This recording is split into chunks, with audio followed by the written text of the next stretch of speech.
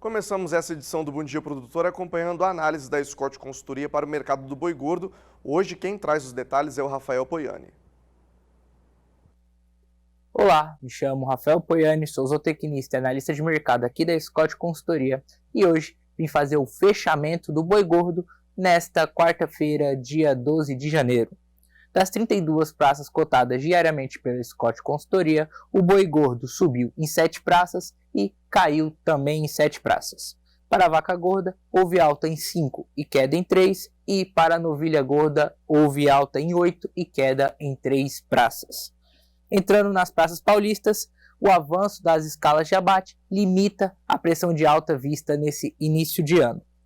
Com isso, as indústrias iniciaram o dia ofertando R$1 a menos para o boi gordo e para a novilha gorda. Já para a vaca gorda, foi ofertado R$2 a menos por arroba pelo animal. Com isso, boi, vaca e novilha estão cotados respectivamente a R$337 por arroba, R$308 por arroba e R$326 por arroba. Esses preços brutos e a prazo. Entrando agora também no Rio de Janeiro, o cenário é oposto. Pouca oferta de animais e as escalas de abate encurtadas. Resultou em aumento de R$1 por arroba para o boi gordo e R$3 por arroba para a novilha gorda. Nesse estado, as vacas ficaram estáveis. Com isso, o boi está cotado a R$315 por arroba, vaca R$300 por arroba e a novilha R$305 por arroba. Preços brutos e a prazo. Agora, para finalizar, entrando ali na praça de Paragominas, o mesmo cenário do Rio de Janeiro, pouca oferta, as escalas encurtando, resultou em R$1 por arroba a mais para todas as categorias. Com isso, o boi ficou cotado a R$298 por arroba, a vaca R$291 e a novilha R$291 também por arroba. Preços brutos e a prazo. Por hoje é só, muito obrigado. E agora a gente segue para a cotação do boi gordo com a apuração da Scott Consultoria. Lembrando que são preços para uma boiada comum, à vista e livres de fundo rural. A tela já vai entrar aqui para a gente poder fazer aquela pequena viagem que a gente costuma de todos os dias, começando pela região sudeste do Brasil, mostrando para vocês os preços mínimos, aliás. Tem queda de R$1 registrada em Barretos e Araçatuba, interior paulista. Tem alta de R$1 em Belo Horizonte, Minas Gerais, e também no Rio de Janeiro. Alta de R$3 registrado no Triângulo Mineiro. De lá a gente vai seguindo para a região sul do Brasil, para poder analisar os números de como ficam também. Paraná está aí na tela para vocês, com R$1 de queda registrado aí nesse último dia. Depois a gente coloca a primeira tela do Centro-Oeste, para o pessoal de casa poder acompanhar, ver como vem esses números todos os dias aqui pelo canal do Boi. Tem queda de R$1,50 aqui em Campo Grande mesmo, capital do estado de Mato Grosso do Sul. Vai entrar a segunda tela para a gente. Na segunda tela a gente já acompanha os números referentes ao estado do Mato Grosso, registrando aí alta de R$3 no norte mato-grossense, alta de R$1 no sudoeste do estado do Mato Grosso também. De lá é hora do Nordeste brasileiro. Nordeste a gente sempre mostrando os números também, registrando aí alta de R$1,50 lá no sul da Bahia. Por último, a gente segue para a região norte do Brasil. No norte, que está entrando aí na tela para vocês, a gente vai acompanhar como ficam também os números. Tem queda de R$1 em Redenção, no Pará, e também no norte do Tocantins. Alta de R$1 em Paragominas, no Pará. E por último, tem queda de R$2 registrado lá em Rondônia. São os números então na manhã dessa quinta-feira. E agora a gente confere como que fechou a cotação do bezerro Nelore ontem, com a apuração também da Scott Consultoria.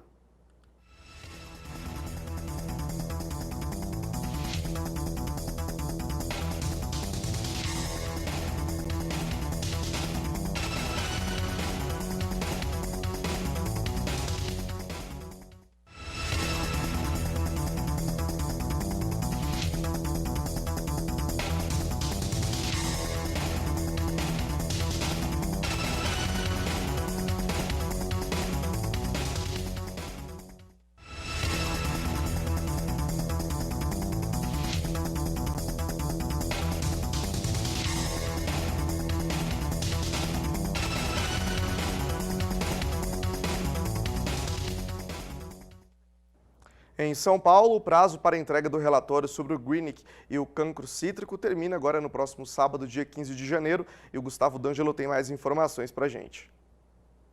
Os citricultores paulistas têm até o dia 15 de janeiro para declarar as inspeções e as eliminações de plantas com sintomas de greening e do cancro cítrico realizadas nos pomares durante o segundo semestre de 2021. As inspeções e a entrega dos relatórios são obrigatórias para todos os proprietários, arrendatários ou ocupante a qualquer título de propriedade comercial citrícola no território paulista. O relatório de inspeção do cancro e do greening é um documento fitossanitário importante que comprova os cuidados que o produtor tem para com seu pomar de citros.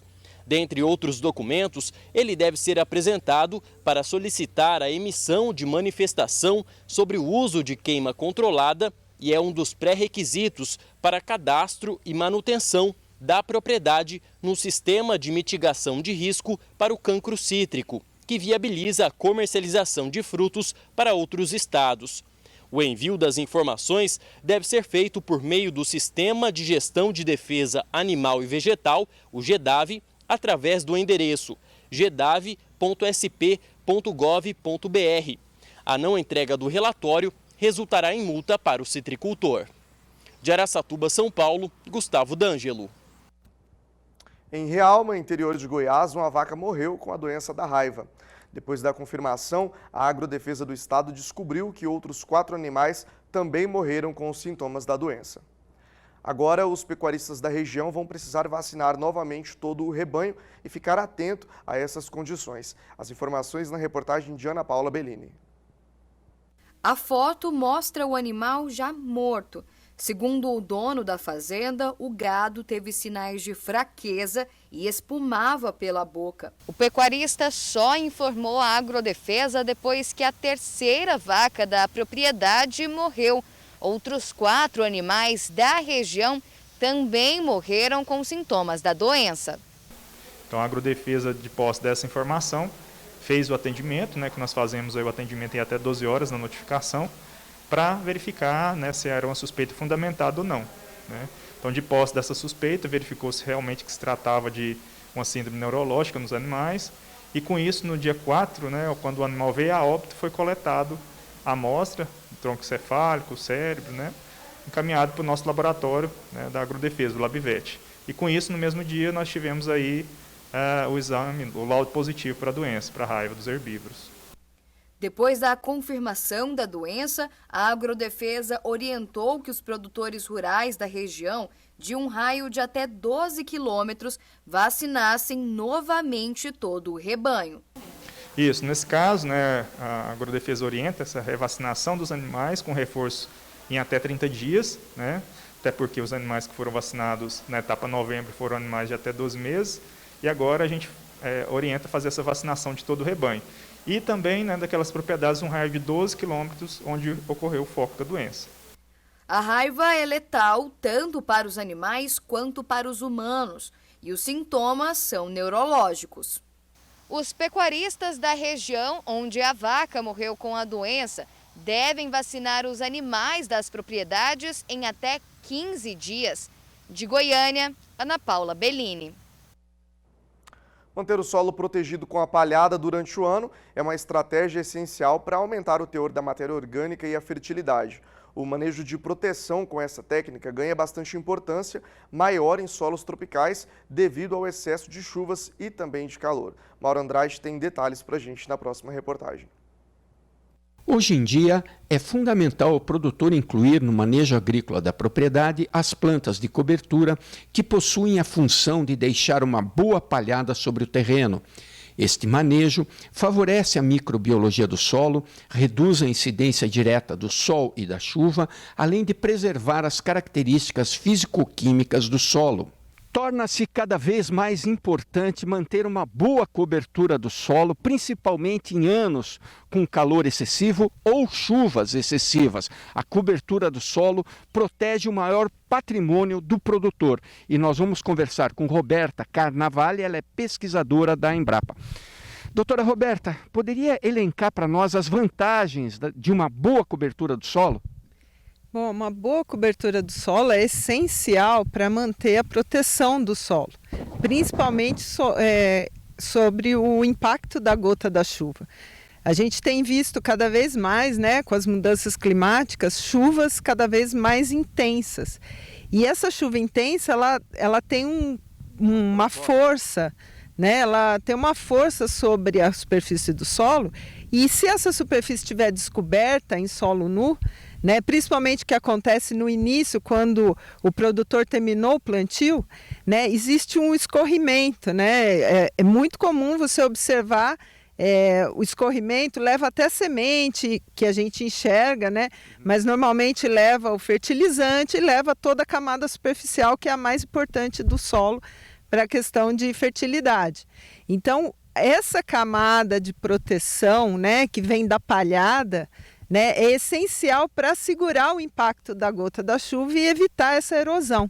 Muitos produtores adotam o plantio do milho safrinha consorciado com a braquiária, que deixa uma boa palhada para o plantio da soja. Para fazer o consórcio com a soja, que é a principal cultura, né, o produtor ele pode estar usando o milho consorciado com braquiária também, e essa braquiária não necessariamente precisa ser usada para pastejo.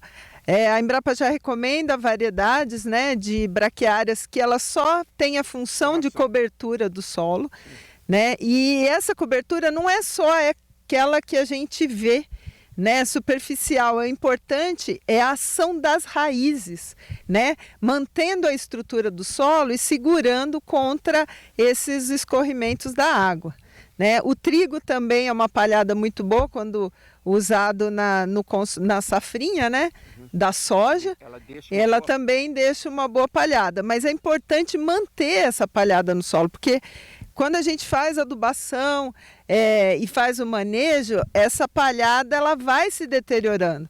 Então não resolve muito ter a palhada por um certo momento, mas essa palhada não ser contínua, ela desaparecer. E você enxergar solo nu. Se você está enxergando solo nu, é sinal que a palhada não está sendo efetiva, que você precisa melhorar, né, ou com outras opções, as condições de palhada, né, que é o sustento, é o que vai sustentar e prolongar, né, a vida útil do solo. Os técnicos estão percebendo que mesmo propriedades que adotam o sistema plantio direto na palha, muitas vezes a produção de palhada não é suficiente. Alguns produtores fazem com excelência, mas o que a gente nota é que uma grande maioria, de norte a sul do país, não adota corretamente o plantio direto.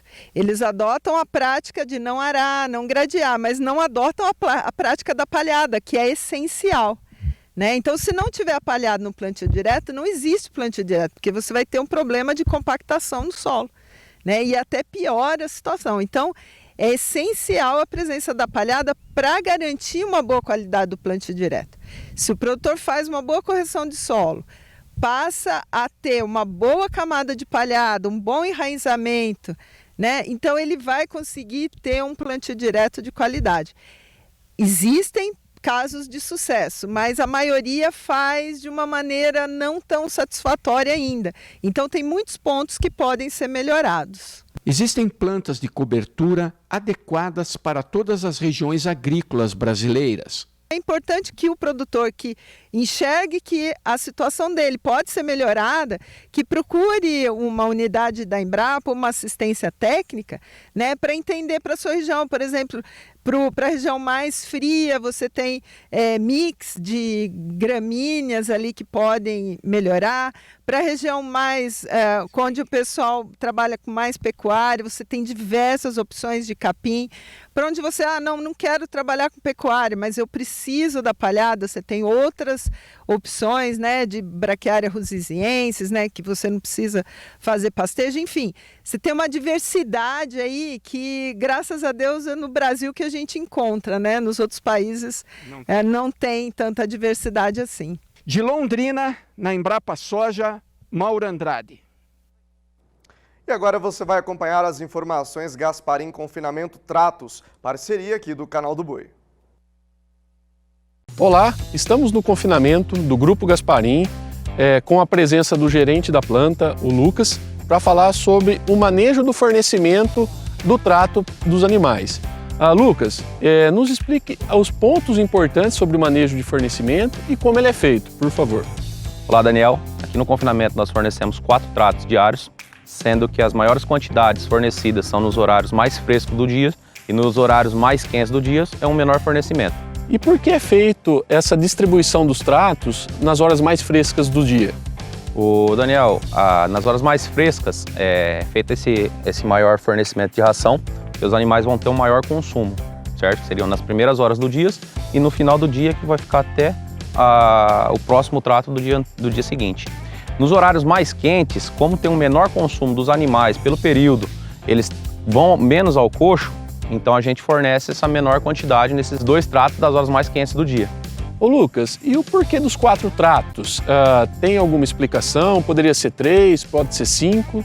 Certo, aqui no confinamento a gente fornece esses 4 tratos para respeitar no máximo 1h30 o intervalo entre tratos. Se a gente começa a demorar aí mais que 1h30, os animais que estão no confinamento começam a ver a movimentação, fornecimento de ração nas outras bases, começa a ficar estressado.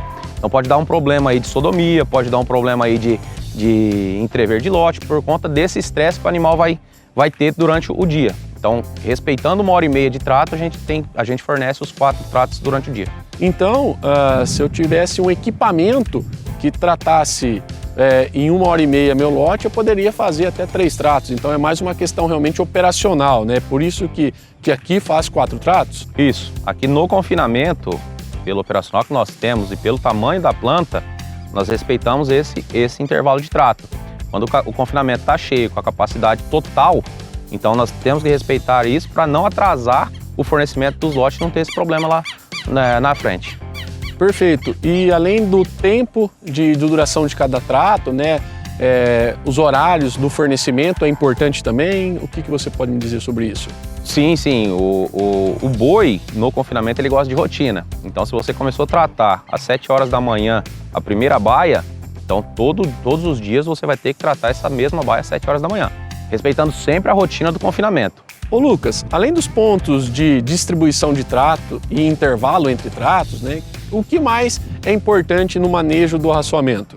Os pontos importantes a serem analisados no confinamento também, Daniel, é a qualidade dos ingredientes que vão ser fornecidos para esses animais, o processamento dos mesmos, a acurácia do pessoal que está, dos funcionários que estão carregando esse caminhão para carregar realmente o que foi estabelecido via dieta e a qualidade da mistura que vai chegar para esses animais no coxo. Lucas, muito obrigado por expor pontos importantes no dia a dia do fornecimento da dieta para os animais e cada vez mais nós ressaltamos o treinamento da nossa equipe técnica para que essas informações cheguem diretamente ao campo nos nossos parceiros que utilizam os produtos da Gasparim Nutrição Animal.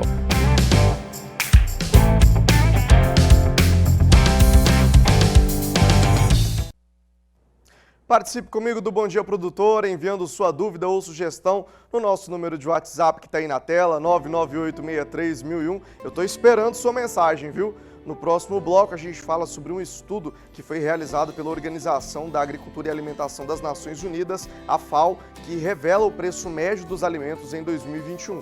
Foi o maior dos últimos 10 anos, viu? O índice dos preços de alimentos da FAO foi 28,1% superior ao ano de 2020. Estou indo para o rápido intervalo comercial, mas não sai daí que a gente volta já. Estamos de volta com Bom Dia Produtor, imagens ao vivo de Caçu, lá no Goiás. Nesse momento o céu está claro e a previsão hoje na cidade deve ser de chuvas ao longo do dia, com alguns períodos de melhoria. O volume de chuvas previsto é de 12 milímetros e a temperatura deve oscilar entre a mínima de 22 graus e a máxima de 32. Um abraço aí para todo o pessoal de Caçu que está sempre ligado na programação do Canal do Boi. No comentário de hoje, o analista de agronegócios aqui do Canal do Boi, João Pedro Cuti Dias, vai falar, sobre o levantamento realizado pela FAO, Organização da Agricultura e Alimento das Nações Unidas, onde o preço médio dos alimentos em 2021 foi o maior dos últimos 10 anos. Acompanhe. A FAO divulgou um trabalho a respeito da questão dos preços das carnes no mercado internacional. Se nós olharmos o preço da carne da bovina em 2011 e compararmos com o preço que está no mercado hoje, nós podemos verificar que há um aumento de 35% em cima do valor real, aumento real do preço da carne bovina. Ao passo que as carnes suína e de aves caíram 12% e 15% no suíno e 12% de aves. Então, por que isso acontece? Isso aconteceu porque você houve um aumento grande no consumo de carne bovina nos países da Ásia, especialmente a China, e a China, ela, quando entra no mercado, ela dá ela muda a regra. Agora mesmo, segunda-feira, saiu a estatística de exportação dos primeiros dias de janeiro.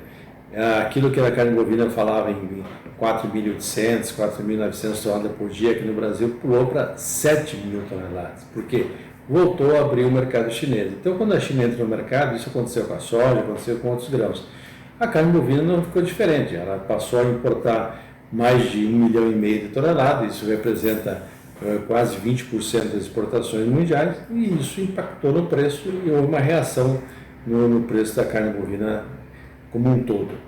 A produção de carne bovina ela é um pouco mais complexa que frango e suíno. O frango é a questão de você alojar mais matrizes, incubar mais ovos, e em um prazo muito curto você aumenta a oferta da produção de carne de frango. Na suinocultura é mais ou menos igual, você tem um potencial muito grande, uma fêmea capaz de desmamar mais de 30 leitões em 2 leitegadas, duas crias por ano, você tem uma oferta muito grande. A genética melhorou muito, você tem uma precocidade, o frango em 40 e poucos dias abatido, o suíno 4, 5 meses abatido, ou seja, o ciclo é muito rápido. Quando o mercado está bom, você consegue aumentar a produção e com isso isso derruba os preços, em alguns momentos derruba os preços. Então nós estamos vivendo hoje, e acontece que a partir de 2021, você teve um impacto muito grande na produção de suínos e aves. Por quê? Que grande parte do custo de produção da carne branca é em cima de uma fonte energética, no caso o milho, que é o mais usado, e numa fonte proteica, no caso o farelo de soja. Ambos tiveram aumentos de preço bastante significativos no ano passado, e isso impactou no custo de produção e, consequentemente, puxou um pouco os preços no mercado internacional. Porém, ainda nós estamos vivendo essa situação. Outro fato é que essas carnes brancas, elas são carnes mais populares, ou seja, a população, independente do poder de compra, da renda dela, quase todo mundo tem acesso a essas carnes. Aqui no Brasil você vê um filé de frango custar 11, 12 reais o quilo. Então isso permite que haja um grande público que consome esse tipo de carne. O que nós estamos vendo aqui para frente é que na carne bovina o grande gargalo é a cria, não é a terminação. A terminação se termina, você vê confinamento. A cria não. A cria você precisa de espaço, área para fazer. Área e água são duas coisas que hoje estão sendo muito disputadas no mercado mundial.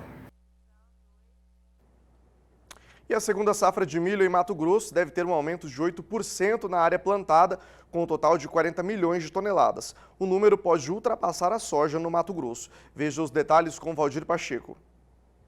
Pela primeira vez na história do agro mato-grossense, a cultura do milho segunda safra deve superar a colheita da soja no estado. Consequentemente, o Mato Grosso, maior produtor nacional de grãos, deve colher uma safra recorde no ciclo 2021-22. Segundo dados de projeções do IMEA, Instituto Mato Grossense de Economia Agropecuária, só de milho deve ser quase 40 milhões de toneladas contra 38 milhões da oleaginosa. De acordo com a ProSoja-MT, em 2030 há condições de avançar ainda mais, chegando pelo menos a 70 milhões de toneladas de milho. Nesta safra 2021-22, a colheita da soja está bem desenvolvida, o que deve favorecer a semeadura da segunda safra de milho dentro da janela ideal, uma vez que as condições climáticas têm favorecido em muitas regiões. Conforme já mostramos aqui no canal do Boi, a colheita da soja iniciou na semana do Natal em áreas irrigadas com pivô central. Nesta semana, o trabalho de colheita se intensificou nas principais regiões produtoras de Mato Grosso. Há registro de casos pontuais de perdas por apodrecimento de vagem e acamamento de plantas, que ainda está sendo investigado a causa por pesquisadores, universidades e centros de pesquisas do estado. A semana tende a ser como nas anteriores. O céu com variação de nublado a coberto, com pancadas de chuva nas regiões norte, oeste e sul de Mato Grosso. Nas demais áreas, céu parcialmente nublado com pancadas de chuvas e trovoadas isoladas. As chuvas constantes podem atrasar os trabalhos e a região também sofrer com a sanidade das lavouras de soja. Para o milho segunda safra, Mato Grosso estima uma área de 6,2 milhões de hectares, um avanço de 8% em relação ao ciclo passado. Na produtividade média, a Conab projeta 6.298 quilos por hectare contra 5.625 quilos por hectare se comparado à safra passada. De Sinop, Mato Grosso, Valdir Pacheco. E agora nós vamos até Sinop, no Mato Grosso, conferir a agenda de eventos da Ricardo Nicolau Leilões. E quem vai trazer as informações para a gente já está por aqui, ó, o Anderson Gaúcho. Anderson, bom dia para você, seja bem-vindo ao canal do Boi. Conta para a gente aí quais são os bons negócios da Ricardo Nicolau. Bom dia, Vinícius, bom dia, amigos do canal do Boi, telespectadores. É uma honra muito grande estar participando pela primeira vez no ano de 2022. A gente tem algumas novidades aí, os nossos primeiros leilões se iniciam, domingo agora, dia 22, a gente já inicia com o leilão, abriu as porteiras, e eu não quero muito me estender, já quero mostrar um pouco do que a gente vai ter no dia 16, agora no domingo, pelas lentes do Agrocanal. A gente vai ter 2 lotes aí já para apresentar para o leilão, vamos ter as ofertas especiais da Chaparral, a gente vai transmitir esse leilão pelo Agrocanal. Então, o amigo pecuarista que quiser tirar suas informações, quiser fazer o seu cadastro, pode entrar em contato com a Ricardo Nicolau. Caleb, solta para nós aí o lote T01, para a gente já mostrar para o amigo pecuarista o que vai ter de qualidade para a gente vender, ofertar no mercado. Está aí o lote, então, o lote T01. São 176 garrotes de 18 a 24 meses, 370 quilos, 12 arroba e um pouquinho aí, ó. Um gadaço, uma garrotada muito boa, ponto de coxo. Nessa época tem muita gente que não está muito no coxo por conta da chuva, mas é um gadão para levar aí num sistema de semi-confinamento, para chegar mais perto do inverno e colocar, ou para quem tem uma condição de drenagem um pouco melhor no seu confinamento. É um gadaço, um lotão grande de 176, difícil de achar um lote grande assim para encher 2 baias do confinamento. Então é um lotão de primeira qualidade. A gente vai ter também nesse leilão de domingo uma oferta especial da Fazenda Chaparral, lá do nosso amigo Pedro Pinto, que está a 65 quilômetros de Nova Santa Helena. Caleb, se poder soltar para nós aí o L06, que é de lá da Chaparral, já para a gente começar a apresentar um pouco do gado do Pedro Pinto. Aí, tá aí, ó, um gadaço. Não, essa aí são as novilhas do T2, né? São as novilhas do T2, também um lote grande de novilhas, umas novilhas a ponto de entorar, uma novilhada muito boa. Também está na mesma localização do lote T01, que está ali a 60 quilômetros de Nova Monte Verde, pela estrada Bela Manhã. Então, na mesma localidade, você tem 176 garrotes e tem essas novilhas aí também para o amigo pecuarista. Esse aí já é do Pedro Pinto Moreira, nosso amigo Pedro Pinto, o homem que tem a Fazenda Chaparral. É um gadaço, é difícil do Pedro Pinto ofertar um gado nessa qualidade, ainda mais se tratando de novilhas, são virgens. Novilhada, volta para nós lá, faz favor, canal. Caleb, o L06 das novilhas da Chaparral, porque são a novilhada que tem que falar delas, porque são novilhas virgens, novilha de 18 a 20 meses, que já estão com 327 quilos. Elas estão a ponto, já estão com 11 arroba praticamente. Não é esse não, né, Caleb? É o L06. Esse aí, ó. Novilhas a ponto de entorar. Tem amigos ainda que ainda estão dentro da estação de monta, tem gente que está começando, dependendo aí, pegando essa época das águas, as novilhas que estão ganhando peso, então elas têm um flush natural, as novilhas que vão emprenhar com muita facilidade. São novilha virgem de 18 a 20 meses, com peso de praticamente 11 arroba. Novilha que vai botar com touro e emprenha tudo. Então, é uma novilhada de uma oferta muito diferente lá pela Fazenda Chaparral. O lote L07, por favor, Caleb, para nós, que são 89 garrotes, de 12 a 15 meses. Rapaz, quem que vende gado de 12 a 15 meses com 419 quilos, Caleb? Fala para mim. Não acha 14 arroba com 15 meses de idade. É difícil, é só a Chaparral e algum outro pecuarista de qualidade aí para trazer. Então, esse gadão na Chaparral, 89 garrotes, de primeira qualidade, é uma reguinha, é um igual o outro, é só chegar lá, vai carregar, não vai arrepender, um gadaço com 15 meses aí para fazer o boi China, tranquilamente, um gadão. Vamos lá, Caleb, agora eu quero falar um pouco do nosso leilão do dia 19, que é o nosso Boi em Pauta da Fazenda Platina, que vai transmitir a partir das 20 horas pelo canal do Boi, um Boi em Pauta especial da Fazenda Platina. A Fazenda Platina está aí o folder dela, ela está a 70 quilômetros de Sinop aqui, ó, sentido Santa Carmen. Um gadão, são 1.000 animais de cria, recria, gadaço de primeira qualidade. A família Antonioli está oferecendo um gadão. Eu já quero mostrar um pouco dos lotes. Por favor, se puder mostrar, Caleb, o lote D90, para a gente já dar uma olhadinha nesse gado que vai estar sendo ofertado na quarta-feira pelo canal do Boi. Aí está aí, ó, o lote D90, que são 62 machos, meio sangue amerdim, 8 meses de idade, 290 quilos. É isso mesmo. Você que está aí tomando seu café, aí comendo pão de queijo, se assusta. É 290 quilos apenas com 8 meses? É isso mesmo. Um gadaço, assusta a gente de ver. Meio sangue amerdim, é diferente esse gado. A Platina vem surpreendendo sempre que ela traz. É a segunda vez que ela faz leilão para ofertar esses animais no mercado. E cada vez que a gente vai lá, a gente se surpreende. A família Antonioli é totalmente muito dedicada, é um gadaço, é um capricho, a pastagem é muito boa, o curral é excelente e o gado está aí, 290 quilos com 8 meses de idade. Haja vaca para fazer bezerro desse tamanho, Caleb. Agora vamos lá no D10, que são 42 machos Nelore de 8 e 9 meses. Aí, ó, só muda a cor, porque o gado é da mesma qualidade. Olha que gadaço, Nelorinho, olha a cabeça desse bezerro, bem. Bezerro aí muita gente fazia touro, hein? Mas é uma bezerrada para engordar, uma bezerrada para recriar e ter resultado de recria diferente. Uma bezerrada muito bem selecionada, uma vacada. Então tá bom. Vamos passar então, Caleb, por favor, o D15. Para mim não perder muito tempo, porque a nossa participação é curta. Para mim já falar do D15, que são 70 machos de 252 quilos. É um pouco mais pesada, uma bezerrada também da mesma idade. Estão filmando mais gado lá hoje, a chuva atrapalhou um pouco a gente para a gente não conseguir trazer todos os lotes aqui.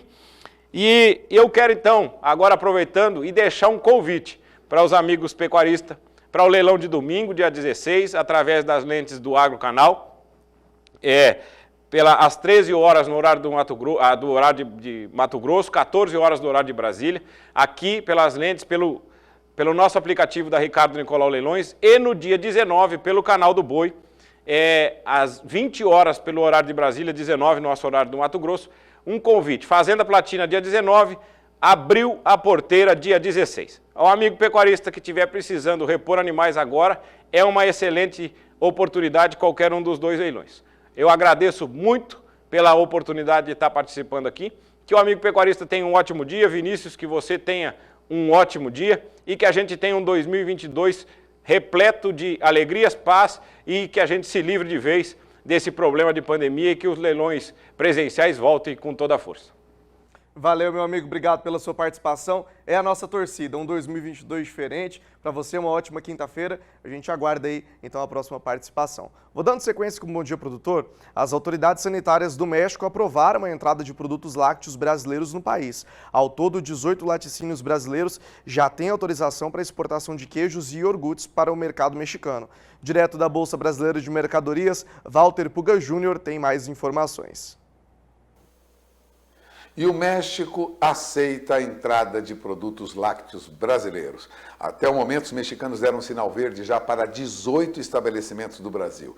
Esta é uma excelente notícia para a cadeia do leite, disse Geraldo Borges, que é presidente da Abra Leite. Segundo ele, o México é um grande mercado consumidor e a autorização de exportação é um passo muito importante. O país pode se tornar um destino regular, disse a Abra Leite, para os produtos lácteos brasileiros. A Abra Leite trabalhou para essa conquista junto ao Ministério da Agricultura, a ministra Tereza Cristina, e com o secretário de Comércio e Relações Internacionais, Orlando Leite Ribeiro. Demais áreas do Ministério também atuaram para articular essa autorização do México para exportação de produtos e finalização desse acordo. Bom, congratula-se a AbraLeite com as autoridades pelo avanço nas exportações. A lista de produtos lácteos que o Brasil está autorizado a exportar para o mercado mexicano é longa e inclui, entre outros produtos, leite em pó, leite UHT, soro de leite, creme de leite, iogurte, manteiga e também queijos. A relação dos laticínios autorizados pelas autoridades sanitárias mexicanas é composta por unidades da Tirolês, da Lactalis, da Vigor, da Poleng, também da Consulate, Nutrifonte, Dália e até a Nova Mix.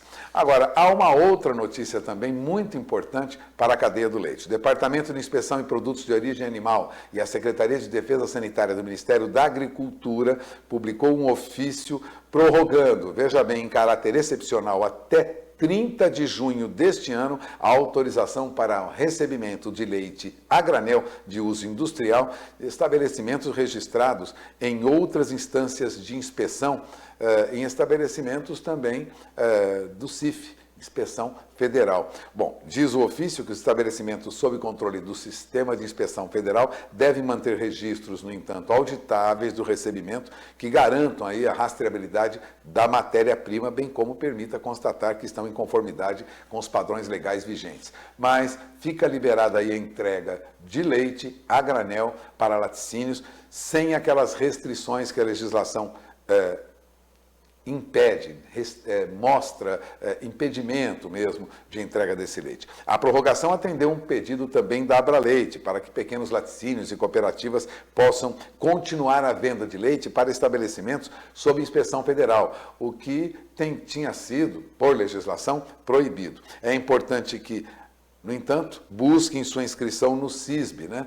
Portanto, devem procurar o serviço de inspeção municipal, estadual ou de consórcio de municípios para obter essa orientação. A AbraLeite se dispõe até a ajudar numa campanha para orientação de pequenos laticínios e cooperativas, como destacava o secretário José Guilherme Leal, do Ministério da Agricultura. Como diz o secretário, essa decisão atende especificamente um pedido da AbraLeite, a entidade presidida por Geraldo Borges, né? Bom, o que há é necessidade de atender esses pequenos laticínios e produtores, né, cooperativas, né, e há necessidade de muitas dessas pequenas indústrias de continuarem comercializando o leite captado de milhares de pequenos produtores e drenar esse leite para grandes indústrias que possuem o serviço de inspeção federal. A cadeia produtiva do leite, segundo a AbraLeite, atravessa momentos extremamente complicados, os custos de produção, comercialização e transporte têm dificultado e às vezes até inviabilizado a atividade, tanto primária quanto secundária, com agravante de que estamos aí em queda generalizada de consumo de lácteos em todo o país em decorrência da crise da pandemia causada pela Covid-19. Né? Resumindo, mais uma prorrogação, a entrega de leite para a indústria que tem serviço de inspeção federal fica liberada até junho deste ano. Walter Puga Júnior, de São Paulo. E agora é a hora do Cemex Destaca. Conheçam um dos touros que eles ofertam para a gente hoje.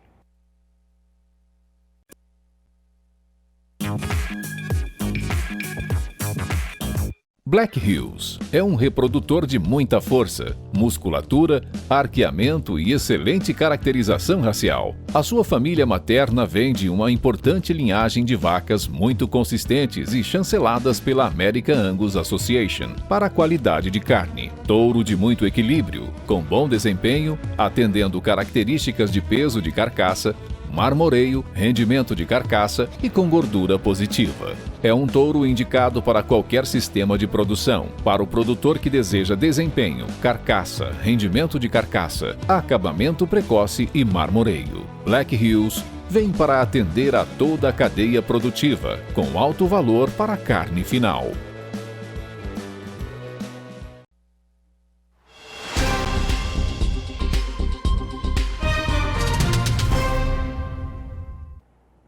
Chegou a hora do Agroclima com a Renata Ferreira trazendo as principais informações do tempo. Renata, bom dia para você.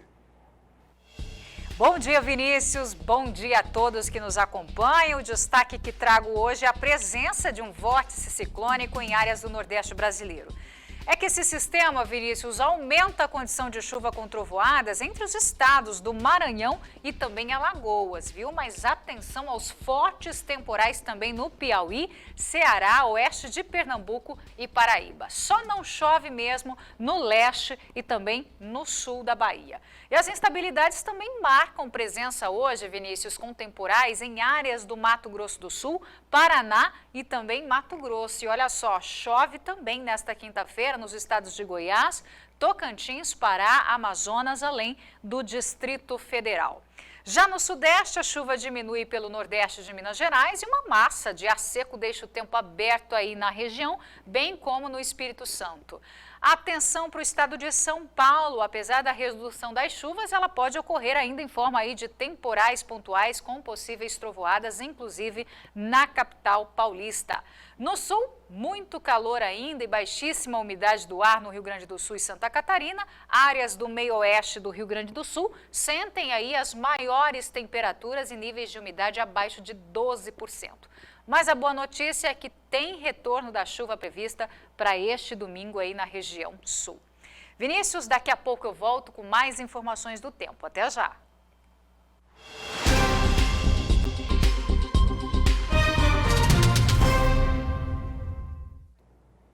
Antes do nosso primeiro intervalo, quero lembrar você que dá para acompanhar a nossa programação pelo site sba1.com e também pelo Facebook do Canal do Boi. Estamos ao vivo pela NET, claro, canal 190 e no 690. Lembrando que aos finais de semana o Agrocanal está pela Sky Canal também de número 241. Eu volto daqui a pouco trazendo informações sobre a cultura do feijão. Não sai daí. Estamos de volta com Bom Dia Produtor, imagens ao vivo de Paranaíta, no Mato Grosso. Nesse momento o céu está com algumas nuvens e a previsão hoje na cidade deve ser de chuvas ao longo do dia, com alguns períodos de melhoria. O volume previsto é de 34 milímetros. A temperatura deve oscilar entre a mínima de 22 graus e a máxima de 28 graus. Dando sequência com Bom Dia Produtor, em Guarapuava, no Paraná, um novo frigorífico foi inaugurado semana passada pela Cooper Aliança, cooperativa de produtores de bovinos de cortes de carnes nobres com capacidade de produção semanal de 140 toneladas de carne. O repórter Mauro Andrade visitou o local e traz informações. As modernas instalações do frigorífico da Cooper Aliança possuem 75 mil metros quadrados de área com investimento de 83 milhões de reais. 50% dos recursos para a execução da nova planta industrial saíram de uma poupança dos cooperados obtida através da capitalização das sobras da própria cooperativa. Nós estamos em Guarapuava, na sede da Cooper Aliança, cooperativa de produtores de bovinos, que recentemente fez investimento. Quem vai nos explicar sobre estes investimentos é o presidente Edio Sander. Já desde 2012, nós começamos a fazer uma espécie de poupança, em que todos os cooperados fizeram a capitalização das sobras que eles tinham direito na cooperativa, no final do ano, no balanço, capitalizaram isso dentro da cooperativa e nós fizemos uma retenção adicional de 2% sobre a sua comercialização. E com isso nós conseguimos fazer uma poupança de 37 milhões de reais nesse período, de 2012 até 2021. Recentemente nós fizemos um investimento de 83 milhões de reais, aqui para construir essa indústria, que a princípio pode ser um valor alto para um pequeno grupo de produtores. Mas se eu dividir esses 83 milhões pelos 147 cooperados ativos que nós temos R$ 582 mil reais por produtor. Como ele já fez essa poupança durante alguns anos, desde 2012, então nós temos 50% desse investimento aqui foi recurso de cooperados e 50% é recurso de banco.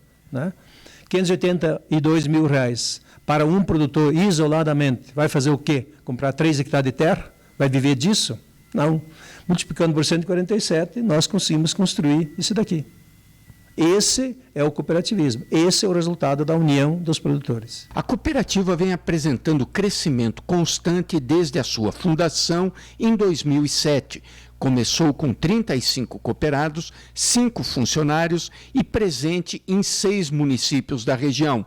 Em dezembro do ano passado, a cooperativa contava com 147 cooperados, 219 funcionários e com presença em 61 municípios. Com as novas instalações aqui, nós temos o nosso planejamento para 2022, né? Nós vamos produzir a partir de janeiro agora em torno de 130, 140 toneladas de carne por semana, né?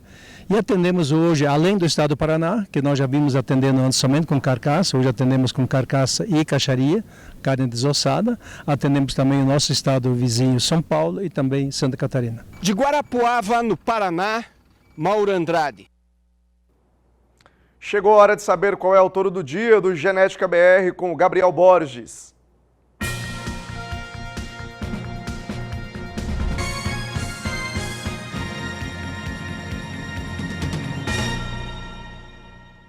E a ação touro do dia de hoje traz o lote número 601, Aeté. Dá uma olhada, que touro bruto, hein? Touro muito bem pigmentado, touro que está chegando, está debutando no Genética BR e a gente já traz ele para você. É um excelente trabalho da seleção da Fazenda Bacuri. Ele traz aí 2 linhagens aí excepcionais, né? IZ e Colonial. Traz aí um touro que fez uma prova de muito equilíbrio, com destaques para ganhos aí para precocidade sexual e também para carcaça. Olha aí, um fenômeno, DECA 1 com 23,28 de índice, DECA 1 para peso ao desmama, ao ano, ao sobre ano, peso à fase materna, total materno de peso a desmama, idade ao primeiro parto, esteio, perímetro ao ano, ao sobre ano, área de olho de lombo, acabamento de carcaça, precocidade, musculosidade. Não poderia ser diferente, ele é um filho direto do grande remanso armador, na larida da Colonial, que vai ao sangue do grande fenomenal da Colonial. Então, meu amigo, olha só, que traz, inclusive, se você for puxando, você vai chegar ao grande grado da Santa Cecília. É um blend genético fenomenal. Fenomenal. Aeté 27 FIV da Bacuri é o touro do dia de hoje, com as suas doses de 12 por apenas R$10 a dose na ação touro do dia. Lembrando, meu amigo, R$10 no pacote de 200 doses. Então não perde a oportunidade não, a ação touro do dia encerra-se à meia-noite de hoje.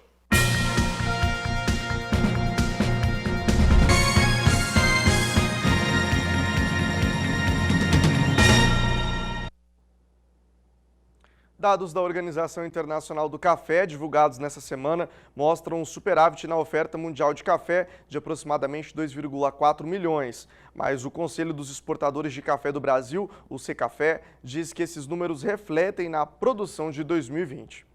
Assim que fecharem os números de 2021, a perspectiva muda. Não há excesso de oferta de café no mercado, diz Eduardo Era, um diretor técnico do Secafé. Confira mais detalhes na reportagem de Walter Puga Júnior. E recentemente a Organização Internacional do Café anunciou dados apurados aí do último ciclo, lembrando que a produção passa de 169 milhões e 660 mil sacas de café de 60 quilos. Um aumento na produção que teve um consumo menor. O consumo não foi muito além de 167 milhões e 250 mil sacas. Quer dizer, é uma diferença aí, segundo a OEC, há uma sobra no mercado de 2 milhões e 400 mil sacas de café. Eu tenho comigo aqui o diretor técnico do Conselho dos Exportadores de Café, o Eduardo Heron. Agradeço ter atendido o nosso convite, Eduardo. Vamos analisar esses números. Esses números batem com o que o Secafé tem apurado também? Walter, a primeira coisa que nós devemos considerar, né, é a leitura do que representa esse pseudo-superávit, né? E vou explicar por quê. O número da OEC ele está correto no sentido da organização receber dos diversos países produtores o seu volume de produção, ok? Mas esse superávit de 2 milhões citados pela OEC, ele é um reflexo ainda da grande produção brasileira de café. É importante ressaltar que o Brasil, na safra 2021, produziu, segundo a Conab, 63,1 milhões de sacas. Nesse ano agora, 21, 22, o Brasil está produzindo 47 milhões de sacas. Então, quando nós olhamos o cenário, o ano indicado pela OEC 2020, o superávit ainda traz o reflexo da grande safra brasileira de café, a safra recorde de 63 milhões de sacas, o que resultou nesse superávit aí de 2,4 milhões de sacas. Na nossa avaliação, não há um excesso de oferta de café no mundo. Ao contrário, se nós olharmos de forma separada, é bom destacar que o consumo mundial também cresceu nesse período de 2019 e 20, 2%, com destaque principalmente ao crescimento nos países importadores. Então, Walter, a nossa avaliação é que esse superávit nada mais é do que ainda o reflexo da grande safra brasileira de café. Ou seja, atualmente a situação é um pouco diferente, não? Há uma redução acentuada na oferta de café, notadamente no Brasil. Sim, sim. Nós estamos ainda aguardando com uma certa ansiedade os números para 2021. Aí sim, nós talvez tenhamos um retrato dessa disponibilidade do café, certo? Porque nós já vamos estar num novo ciclo produtivo de menor volume, que é essa safra 21-22 de 47 milhões de sacas, e nós ainda vamos ter o reflexo das exportações, né? Que em 2020, é bom lembrar que o Brasil exportou seu volume recorde de 45 milhões de sacas, correto? Esse ano, em função dos problemas logísticos que estão sendo verificados em todo o mundo, esse número tende a diminuir. Isso, inclusive, você pode verificar no próprio reporte da OEC que esse reflexo, né, do problema logístico já é possível apurar nas exportações mundiais, onde você verifica um menor volume do café arábica exportado pelo Brasil e também pela Colômbia. Nós continuaremos a ter problemas de logística também agora em 2022 ou já há possibilidade de atenuar essa dificuldade para escoar café do Brasil? Walter, não acreditamos em solução de curto prazo. Nós temos conversado muito com as empresas exportadoras, com as outras entidades do agro, temos feito um trabalho de articulação junto com essas entidades e o Ministério da Infraestrutura, através do Instituto Pensar Agro, porque o problema logístico, ele certamente vai se carregar ainda no primeiro semestre. Segundo a Associação Representante da Navegação, a expectativa é de uma melhora no segundo semestre. Eu não quero parecer muito cético com essa perspectiva, mas é possível notar que hoje os portos brasileiros, principalmente o maior porto da América Latina, onde 80% da exportação brasileira de café saem, né, por esse porto, os pátios dos terminais, tanto da área primária quanto da retroárea, estão abarrotados. E o engraçado é que eu tenho conversado com as empresas justamente o fato de poder observar isso de perto. Sai navio, entra navio e os pátios continuam carregados. Então, nós temos que ser muito realistas com essa situação para que não criemos essa expectativa de que haja uma solução de curto prazo. O Secafé não acredita em solução de curto prazo. Nossa expectativa, sendo um pouco otimista, é que lá pelos meados do segundo semestre, talvez a situação venha aí a se normalizar. Mas eu acho que nós temos ainda que aguardar. Nós temos hoje acompanhado também outras modalidades de embarque, que vem numa tentativa de evitar o acúmulo de café nos portos, que são os embarques em breakbooks, né? São uma modalidade, não é nova, porque isso era uma prática comum na movimentação portuária em épocas anteriores, mas que hoje, como solução paliativa, as empresas estão buscando formas de poder atender o seu comprador, colocando esses cafés, exportando através do breakbook. Bom, vamos falar também de um outro problema que o Secafé agora começa a enfrentar, que são as exigências que a China tem feito. O que a China quer e qual é a dificuldade? Walter, a China tem sido hoje um alvo até de promoção do Secafé, porque é um mercado que vem se desenvolvendo de uma forma muito expressiva. Para você ter uma ideia, a China esse ano, nos números apurados até o momento, ela demonstra um crescimento de quase 60% nas compras do café brasileiro. Esse ano, até o momento a China se desponta como o 23º maior mercado do destino da exportação de café do Brasil. Então, um mercado que vem se desenvolvendo de forma muito rápida. Nós acreditamos que tem um potencial ainda mais de crescimento do Brasil, mas, infelizmente, a central, a aduana chinesa, ela impôs algumas exigências que têm criado dificuldades, obstáculos, não somente para o café, mas para o agronegócio brasileiro, que é o cadastro, né, de empresas exportadoras na China. Né? Foi o decreto número 248 do General Customs of China, publicado agora, meados do ano passado, passou a exigir, a partir de 1º de janeiro desse ano, que todas as cargas tenham as suas empresas registradas na China. E você tem o desafio do idioma, que até pouco tempo, o site, por exemplo, onde se faz o registro, ainda não tem nem a versão em inglês, né? Se notou alguns avanços, mas ainda você tem o desafio do idioma, você ainda tem uma clareza dos procedimentos, de onde se inicia o processo, de que maneira as empresas devem declarar as suas informações. Isso tem trazido uma certa preocupação, porque nós temos acompanhado a evolução dessas exigências e temos recebido informações de empresas exportadoras que há perspectiva já de embarque de café para a China no mês de janeiro, mas que ainda não será possível realizá-las em função da não liberação ainda desse registro para as empresas exportadoras de café do Brasil. A perspectiva agora é fazer andar o mercado de café no Brasil. E eu pergunto, o que o Secafé pensa fazer diante de uma situação como essa? As questões governamentais, é bom lembrar que há no momento um movimento de operação padrão dos fiscais agropecuários, o que torna mais difícil ainda a iniciativa das entidades do agro em se mobilizar, principalmente com o Ministério da Agricultura, né, que é parte hoje integrante dessa discussão. Mas o Secafé hoje tem mantido contato com os representantes do Ministério da Agricultura, que tem se esforçado grandemente para poder trazer informações, esclarecimentos, mantido contatos com a representação na China.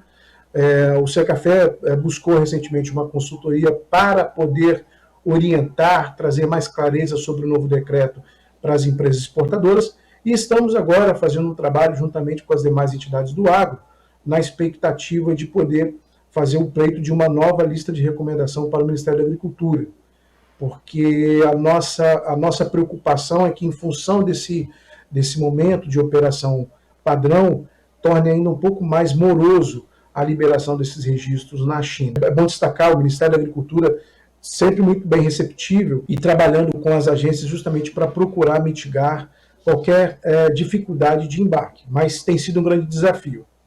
Juntamente com o problema logístico, eu comentei há pouco que nós começamos 2022 muito bem, né, com o problema na China e com esses problemas logísticos que certamente vão se carregar ainda para o primeiro semestre.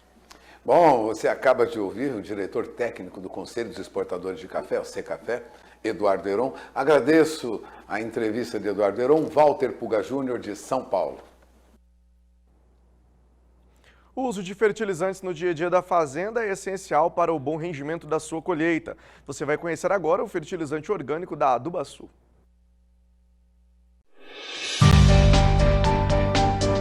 A terra é o bem mais precioso da humanidade. Dela retiramos o sustento, a riqueza e damos sequência à vida. E precisamos tratar com respeito quem nos acolhe, devolvendo os nutrientes que o solo necessita. Por isso, a Adubasul investe em pesquisa e tecnologia, desenvolvendo fertilizantes, combinando substâncias de origem natural que fornecem as condições adequadas para o cultivo sem agredir o meio ambiente. Os fertilizantes Adubasul têm como base o esterco de peru, fonte rica em matéria orgânica, macro e micronutrientes.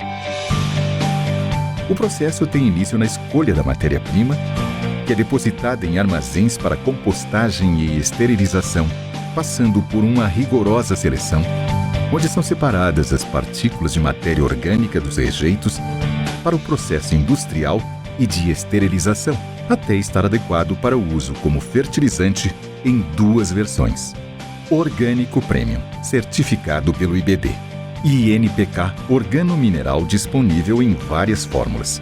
embalados em sacas de 40 quilos e Big Bag de 1.000 quilos. A Adubasul também conta com técnicos e engenheiros agrônomos para assistência e atividades em campo, garantindo a eficiência de seus produtos, respeitando o meio ambiente e o desenvolvimento sustentável. Adubasul Fertilizantes, indispensável em sua lavoura.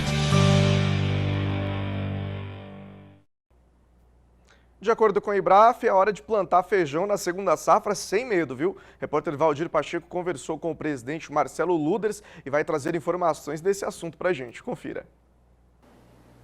A safrinha ganha cada vez mais importância no estado de Mato Grosso.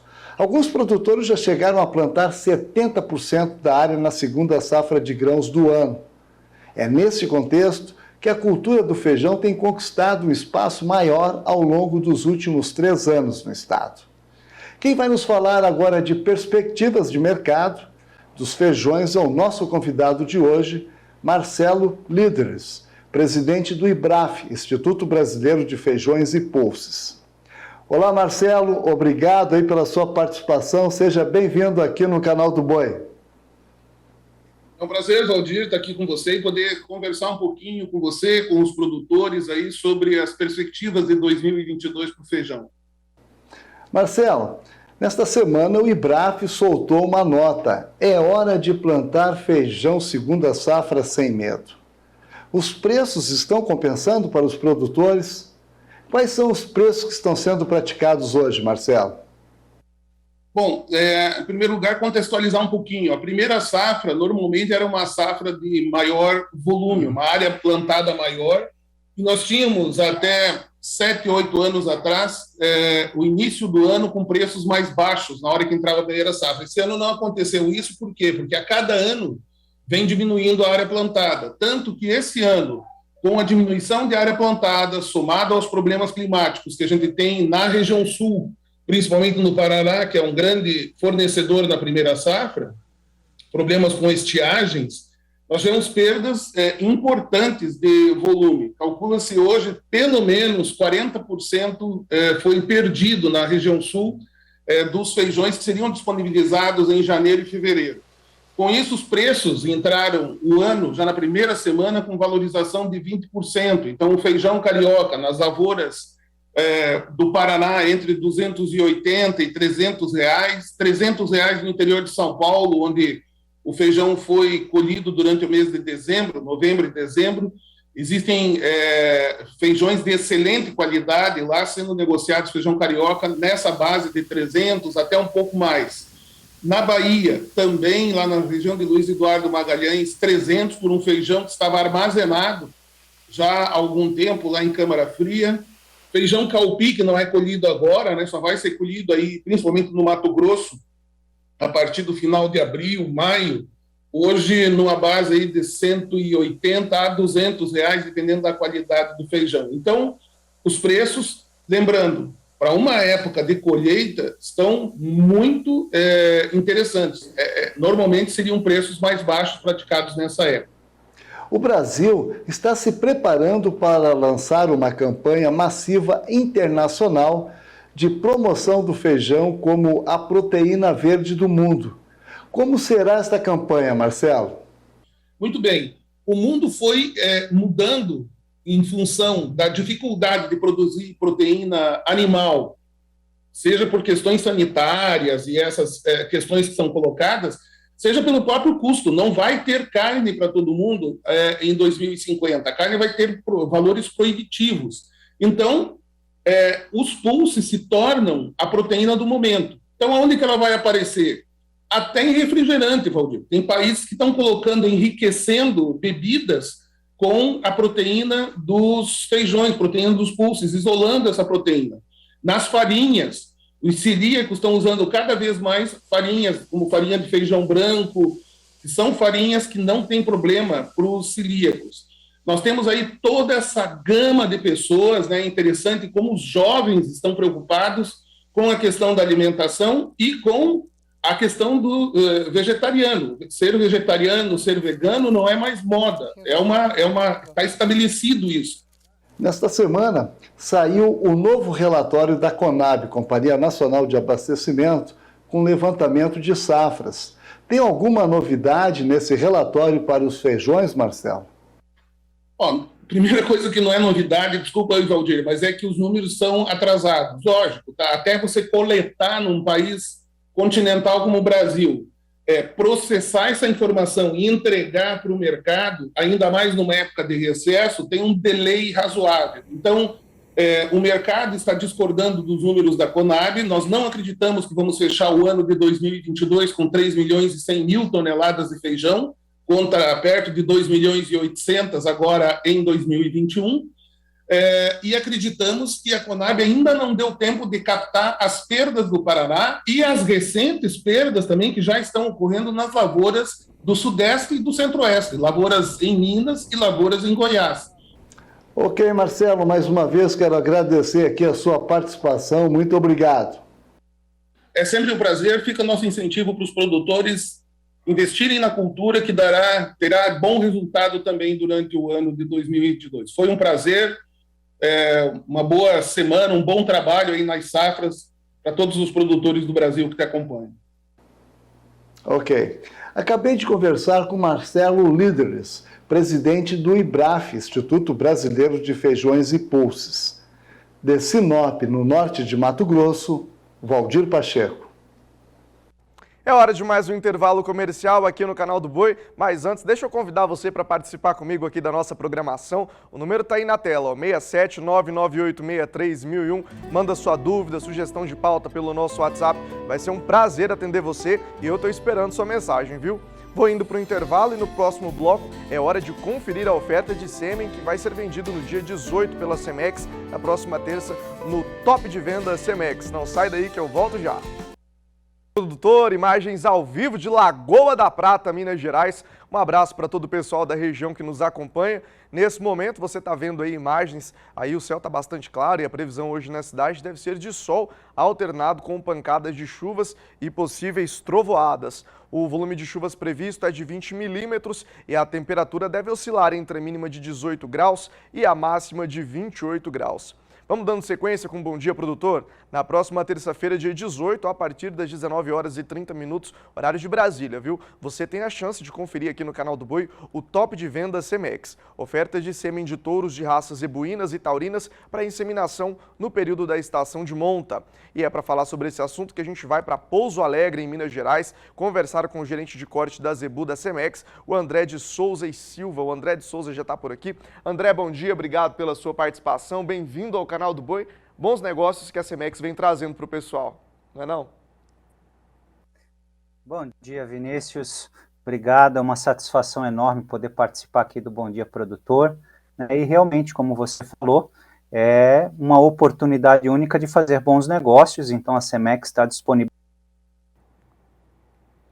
Bom, nós tivemos um pequeno problema aqui com a transmissão, mas a gente vai dando sequência aqui no Bom Dia Produtor, daqui a pouco a gente restabelece o contato com ele. Lembrando para você que no dia 18 a Semex vai trazer então essas ofertas aí para você, são ótimas oportunidades de negócio. O pessoal pode ficar ligado aí na programação então do Canal do Boi, só lembrando que é a partir das 19 horas e 30 minutos, viu? A gente vai conferir agora um VT da TritoCap, falando aí sobre as tecnologias que permitem a limpeza do pasto e de resíduos vegetais. Permite limpar terreno, a área do café, ainda arrancar a capoeira ou a juquira. O grande diferencial dessa tecnologia é que ela é sustentável, amiga e aliada do meio ambiente. O produtor rural brasileiro sabe que o uso de máquinas e implementos é fundamental tanto na pecuária quanto na agricultura para trazer resultados positivos e compensatórios. Com um mundo cada vez mais inovador, o campo adota modernidades que melhoram grandemente a produtividade e agilidade no trabalho. É o avanço tecnológico a serviço do agronegócio. A TritoCap é uma dessas ideias que atende às necessidades para quem busca tecnologia resultante, um novo conceito na limpeza diária, de modo sustentável. O projeto da trituradora TritoCap é do empresário César Mari, da Petrotec, empresa que há 25 anos é especializada em equipamentos para construção civil. César é agricultor em João Pinheiro, noroeste de Minas Gerais, e conhece bem as dificuldades do produtor para melhor desempenho na limpeza de áreas. eu como agricultor, eu vi a necessidade, tá, desse equipamento, tá, do triturador. Então foi através dessa ideia que nós tivemos para facilitar o serviço nosso, que nós colocamos ela em teste, fabricamos e hoje está no mercado nacional. Ele tritura e a matéria orgânica incorpora. Veja bem a quantidade de massa que é colocada no solo. Isso é um grande negócio. O agricultor só ganha. Por isso que nós criamos esse equipamento, pensando desse lado, pensando em ajudar o agricultor. E é esse novo conceito que vem mudando o cenário para produtores que atuam em diversos segmentos da agropecuária. É o caso dos irmãos Moscardini, que há quase meio século produzem café em Franca, na região da Alta Mogiana, no estado de São Paulo. Eles encontraram na Tritucap a solução para dar maior celeridade na erradicação de pés de café que não produzem mais. Já faz 3 anos que a gente utiliza esse equipamento para poder fazer a renovação das lavouras e sempre vem dando bons resultados, porque além da gente evitar a queima, que é muito prejudicial ao meio ambiente, esse equipamento deixa uma gama muito grande de matéria orgânica na terra, que isso é muito benéfico para o solo, né, para a vida do solo, e por isso a gente adotou este equipamento para poder estar fazendo este trabalho. Outros equipamentos não conseguiram fazer o serviço que ela está fazendo aqui para nós, na nossa região. Então, por esse motivo, nós estamos utilizando ela para poder fazer a renovação das nossas áreas. Estamos muito satisfeitos e pretendemos, além desse equipamento, outros equipamentos da empresa, as trinchas menores também, para fazer o serviço do café em geral. O Tritucap aqui na Alta Mogiana se identificou muito nessa área. Temos a maioria dos clientes de cafeicultores aqui na Alta Mogiana pela demanda de renovação de cafezais, evitando o uso de queimadas e também agregando toda a parte de matéria orgânica ao solo.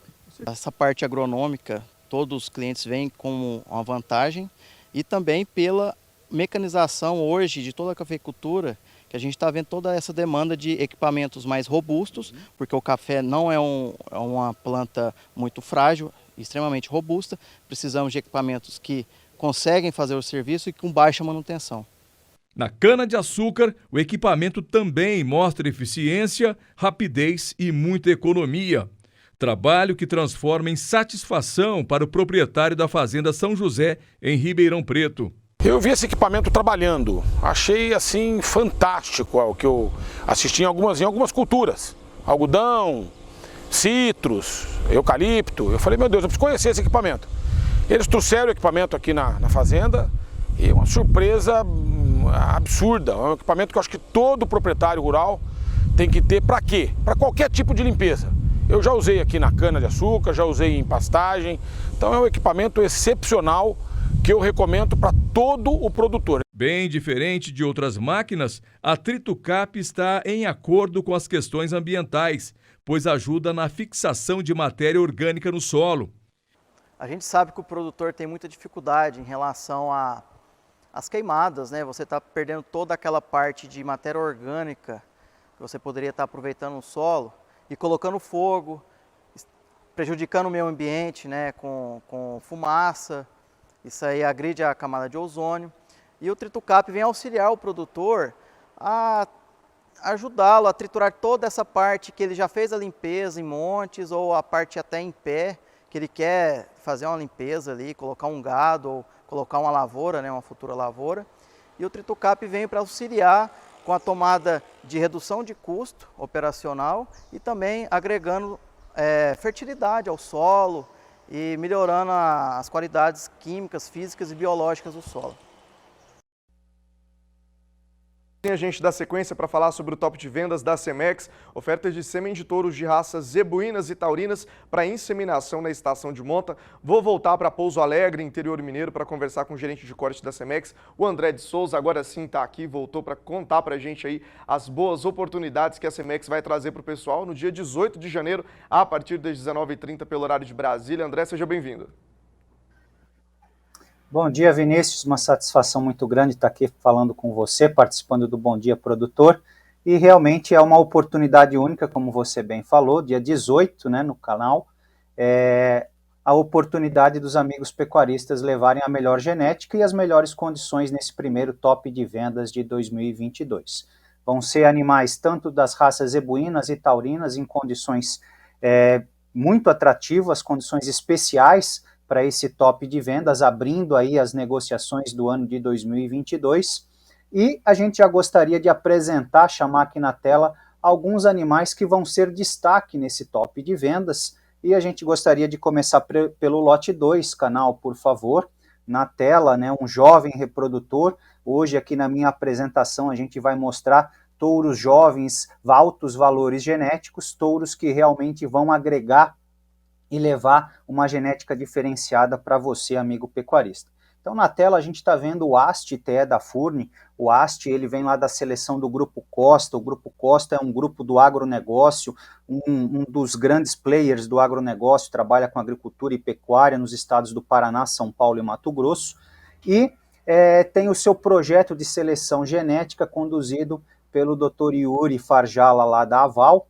E o Asti foi o líder do intrarrebanho, destaque absoluto, classificado como elite, para todas as características mensuradas internamente no índice intrarrebanho, que é área de olho de lombo, carcaça, ganho de peso e perímetro, né? Ele é um animal que agrada muito pelo seu biotipo, um animal muito bonito racialmente, uma linha dorso-lombar muito forte, muito revestida, uma musculatura que salta aos olhos, a gente vê assim um posterior muito bem revestido, musculatura descendo até o jarrete e um pedigree muito consistente, né? Ele é um filho do Ren Futuro, portanto aí a genética da Ren Constelação no seu pedigree e uma outra grande matriarca que é a vaca 2069 da Hora, uma das grandes doadoras da seleção Hora, né? Então aí um pedigree jovem, consistente, um pedigree que pode ser direcionado para os mais diversos acasalamentos e uma prova irretocável.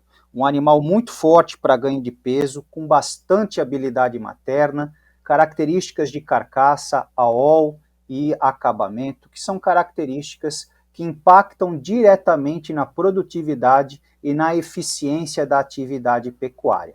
Então, na tela, a gente tem aí uma opção de um touro jovem, de alto valor genético e com um biotipo extremamente agradável, um animal muito bonito de se ver. Então aí na tela o Asti TE da Furni, numa condição especialíssima para esse primeiro top de vendas do ano de 2022. Um touro top 0,5% de MGTE na NCP, DECA 1 no PMGZ, são mais de 50 pontos no IQG no programa Embrapa Gene Plus. Então aí um touro destacado nos 3 sumários da raça. Canal, gostaria de passar para o próximo lote e trazer também um touro jovem, que é o lote 12, é o Destino da Matinha, um touro que vem lá da seleção do Rancho da Matinha, mandar um grande abraço para o seu Luciano e para o Fred, né, são nossos parceiros. E nós temos aqui na tela um touro de grande destaque da seleção Matinha, um touro que foi utilizado no repasse, né, dentro da seleção Matinha. Para ser um repassador do Rancho da Matinha tem que ser um touro realmente diferenciado. É um animal que agrada muito na sua beleza, um animal muito expressivo racialmente, cupim bem implantado, costelas profundas, bem arqueadas, uma virilha baixa, né, muita musculatura e o mais interessante, um animal muito produtivo.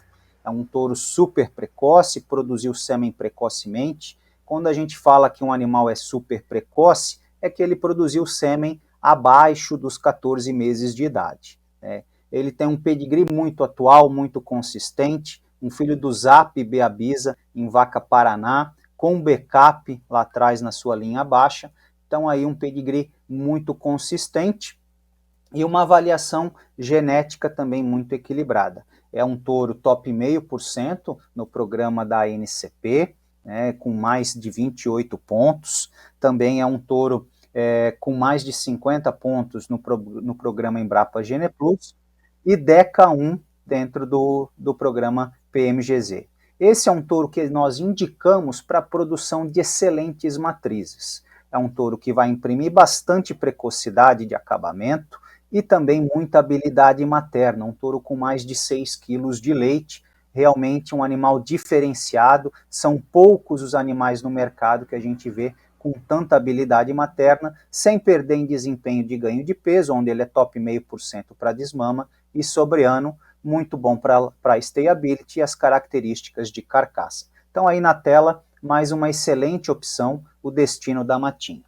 Vamos falar agora um pouquinho do Nelore Mocho, vamos chamar na tela o lote 37, canal, e é um touro que vem lá da seleção do seu Ricardo Gouveia, na tela está o Mágico RG, realmente é um animal extraordinário, um animal que tem um comprimento de carcaça que espanta, né? Um animal muito comprido, com bastante costela e musculatura. A gente olha esse animal no vídeo e vê uma musculatura muito exuberante no seu posterior, com costelas profundas, bem arqueadas, e um animal de caráter mocho muito bem fixado, né?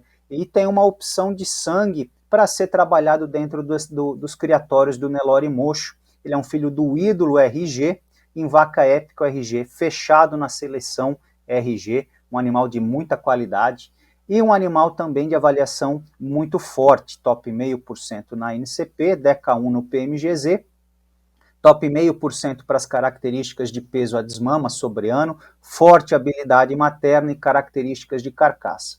E a gente pode dizer aqui que a cereja do bolo, atenção mocheiros, ele é um touro de peso ao nascer moderado. Então a gente vê uma necessidade no mercado de touros de baixo peso ao nascer, e aí na tela o Mágico RG, um touro que tem peso ao nascer moderado, que pode ser trabalhado em novilhas. Passando agora para mais um lote, vamos chamar o lote 47, canal, que é o Qatar R3, um touro que vem aí fazendo a conta, lote 47, canal, desculpa, eu falei 43, é o lote 47, tá? Qatar R3, touro Nelore, da bateria da Cemex, tá?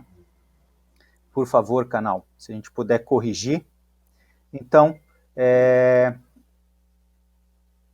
aí na tela a gente está vendo um touro da raça Aberdeen Angus, né, que também vai estar disponível no top de vendas, e a gente vê na tela um animal da raça Aberdeen Angus, tá? Esse touro é o Montana Enterprise, é um touro indicado aí para produção de animais meio sangue com alto desempenho a desmama, tem a sua DEP de peso a desmama e peso ao ano muito forte, e as características de carcaça, principalmente peso de carcaça e área de olho de lombo muito forte. Canal, vamos passar então para o próximo lote, que é o lote 48, é o touro 12 da Agronova. Por favor, canal. Então na tela aí o touro 12 da Agronova, tá? Um animal que vem da seleção Agronova, um animal muito forte para as características de peso e produtividade. A seleção Agronova é uma empresa jovem, mas que investe muito em tecnologia, fazendo mensuração de eficiência alimentar em toda a sua safra para machos e para fêmeas. E aqui na tela a gente vê um animal diferenciado, um filho do Renforro, em vaca Ren Armador. A sua mãe, a Balinha da Agronova, é uma das principais doadoras da Agronova, e ele tem todo o aval do Dr. Argeu Silveira, um dos principais geneticistas atualmente, né, e que faz um trabalho primoroso e está utilizando maciçamente o 12 dentro da Agronova e em diversos rebanhos que ele faz o assessoramento. Um animal com mais de 36 pontos de MGTE, um dos líderes em MGTE atualmente da NCP, top 0,1% para todas as características de ganho de peso, para desmama, para o sobreano, e também excelente habilidade materna, destaque ainda para a precocidade sexual, que é probabilidade de parto precoce, então ele vai produzir fêmeas precoces, e também um touro de alto AOL, então que tem uma capacidade muito forte de imprimir um alto rendimento na indústria frigorífica, sem perder em acabamento.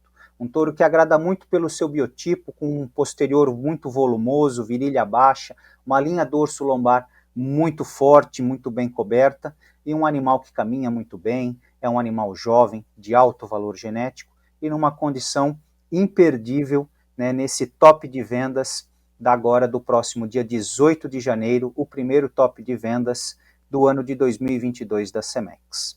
Vinícius, com isso volto para você, agradeço o espaço aqui no Bom Dia Produtor, desejo uma excelente quinta-feira a você e a todos os amigos que nos estão acompanhando. Um grande abraço. Valeu, meu amigo, obrigado pela sua participação, ótima quinta-feira para você, um grande abraço, bons negócios aí para toda a equipe da Cemex. Vamos dando sequência com o Bom Dia Produtor, uma ação popular na Justiça Federal do Rio Grande do Sul tenta anular a redução na mistura de biodiesel ao diesel que foi determinada pelo governo em dezembro passado e desagradou empresários do setor. Da Bolsa Brasileira de Mercadorias, Walter Pulga Júnior tem mais informações. Pulga, muito bom dia para você, seja bem-vindo mais uma vez ao Bom Dia Produtor. Conta pra gente aí como que tá essa história. Olha, eu estava acompanhando aqui as últimas informações sobre o que ocorre nesse mercado de biodiesel, que não teve só apenas uma redução na mistura, mas teve mudança também nas normas do mercado. Bom, a redução dessa mistura obrigatória de biodiesel ao diesel fóssil, né, que era de 13% em 2021 e passou a 10% agora neste ano, está sendo questionada na Justiça Federal do Rio Grande do Sul. Uma ação popular com pedido até de medida liminar foi impetrada na última sexta-feira, né, com o objetivo de anular aquela decisão do Conselho Nacional de Política Energética, que aliás foi assinada e publicada pelo presidente Jair Bolsonaro em dezembro, né, diminuindo aí o teor da adição de combustível que valerá neste ano. Bom, a ação é assinada por 2 advogados e eles afirmam nessa ação que o corte da mistura é ato lesivo ao meio ambiente, à moralidade administrativa e ao patrimônio público, bem como ilegal e inconstitucional. Segundo esses advogados, a decisão descumpre aquela previsibilidade necessária para o setor e altera drasticamente o cenário de produção de biodiesel no país. Nessa ação, os advogados pedem ainda que a Justiça anule a medida e que o cronograma daquela mistura obrigatória de biodiesel ao diesel seja retomado. Vale lembrar que antes da mudança, a previsão era de adição de 13% em janeiro e em fevereiro de 2022, né? Janeiro e fevereiro, e de 14% a partir de março, ou seja, nós teríamos que aumentar a mistura dentro da programação. O documento diz que o governo federal estabeleceu arbitrariamente para 2022 uma demanda de 5 bilhões e 800 milhões de litros de biodiesel, contrariando sua própria previsão, estabelecida lá atrás, em 2018, que em janeiro e fevereiro deste ano demandaria aí 8 bilhões e 600 milhões a partir de março, até março de 2023, demandando quase aí 9 bilhões e meio de litros lá na frente, né, até março de 2023. Resumindo, isso já está na Justiça para anular aí essa redução. Agora, a inflação, os preços em alta em todo o mundo, já faz o biodiesel encolher, não só no Brasil, como em outros países, né? Governos de diferentes países já reduzem a mistura ao diesel, alguns até retiram aqueles projetos de estímulo à produção de biodiesel, né? É o caso, por exemplo, de países, não só do Brasil, mas, por exemplo, no caso da Tailândia, né? A Tailândia suspendeu temporariamente as vendas de diesel com 20% até 10% de biodiesel, mantendo apenas uma mistura de 7%. Essa medida vale aí para o intervalo de dezembro agora de 2021 até março de 2022. Outros países também alteraram essa decisão, né? A Argentina, no último mês de agosto, cortou a mistura de 10% para 5%. A decisão vai implicar também na Argentina uma demanda por biodiesel de 430 mil toneladas a menos neste ano agora, né? Bom, há também o caso do Uruguai, que extinguiu essa mistura de 5%, estabelecido numa lei que foi aprovada lá atrás, em 2007. Com isso, perde aí também o Uruguai uma demanda de 40 mil toneladas de biodiesel. Portanto, já há diferentes países no mundo, em função da inflação, que reduzem aí a sua demanda por biodiesel, né? Tentando atenuar em parte os custos. Não é o que deve, vamos dizer, mudar muito o quadro que nós temos hoje. A alta dos combustíveis é generalizada em vários países do mundo, nos Estados Unidos, há uma preocupação e o petróleo continua em alta, né? Bom, no Brasil, o biodiesel teve sua parcela de participação na inflação, isso é verdade. Em 2021, enquanto o diesel vendido nas bombas, com mistura de 10% na maior parte dos meses para os motoristas, subiu 46%, aumentando a sua participação no índice de preços ao consumidor, o preço médio do biodiesel aumentou 36%, segundo a agência de Petróleo, Nacional de Petróleo, a ANP, né? Agência de Petróleo e Gás Natural e Biocombustíveis. Adriano Pires, um dos reconhecidos no mercado analistas de mercado de petróleo, de combustíveis, ele é sócio do Centro Brasileiro de Infraestrutura, diz que o biodiesel deve continuar a exercer pressão inflacionária no Brasil, ao menos até as eleições. Ou seja, biodiesel, de fato, afasta com essa alta dos preços os países, os programas, anula boa parte dos programas que os países tinham decidido fazer, né? São vários países que já retiram essa mistura, o Brasil é um deles. Mas uma ação na Justiça tenta reverter esse quadro e é esperar agora a decisão da Justiça Federal do Rio Grande do Sul. É com você. Valeu, Pulga, obrigado pela sua participação. Sei que daqui a pouco você volta com mais informações do mercado financeiro. Então, até daqui a alguns instantes, a gente vai dando sequência com o Bom Dia Produtor. A partir de agora, continuamos trazendo informações que movimentam o agronegócio, mas agora a gente vai para a nossa redação, porque de lá, a Kaile Rodrigues, que já está a postos, tem informações atualizadas na manhã dessa quinta-feira. Kaile, bom dia, seja bem-vinda. Oi, Vinícius, bom dia para você e para todo mundo. Olha só, Vinícius, a primeira informação é que hoje a ministra da Agricultura, Pecuária e Abastecimento do Brasil, do MAPA, a Tereza Cristina, visita regiões atingidas pela seca em Mato Grosso do Sul. Para isso, seria feito um levantamento pela Companhia Nacional de Abastecimento, a CONAB, sobre os impactos causados aos produtores e o índice de perdas. Conforme divulgado à imprensa, a titular do Ministério vai se reunir com lideranças da produção rural em Naviraí, assim como em outras localidades do país que foram afetadas pela estiagem, como no Rio Grande do Sul, Santa Catarina e Paraná. Na semana passada, o Ministério disse que iria avaliar a possibilidade de intermediar prorrogações do pagamento das dívidas dos produtores com instituições financeiras e estudar a disponibilidade de um apoio de crédito aos agricultores devido aos prejuízos causados pela seca. Até porque a situação está bem complicada, né, Vinícius? É o que nós temos trazido aqui constantemente, mostrando para os produtores essa situação que a gente está vivendo.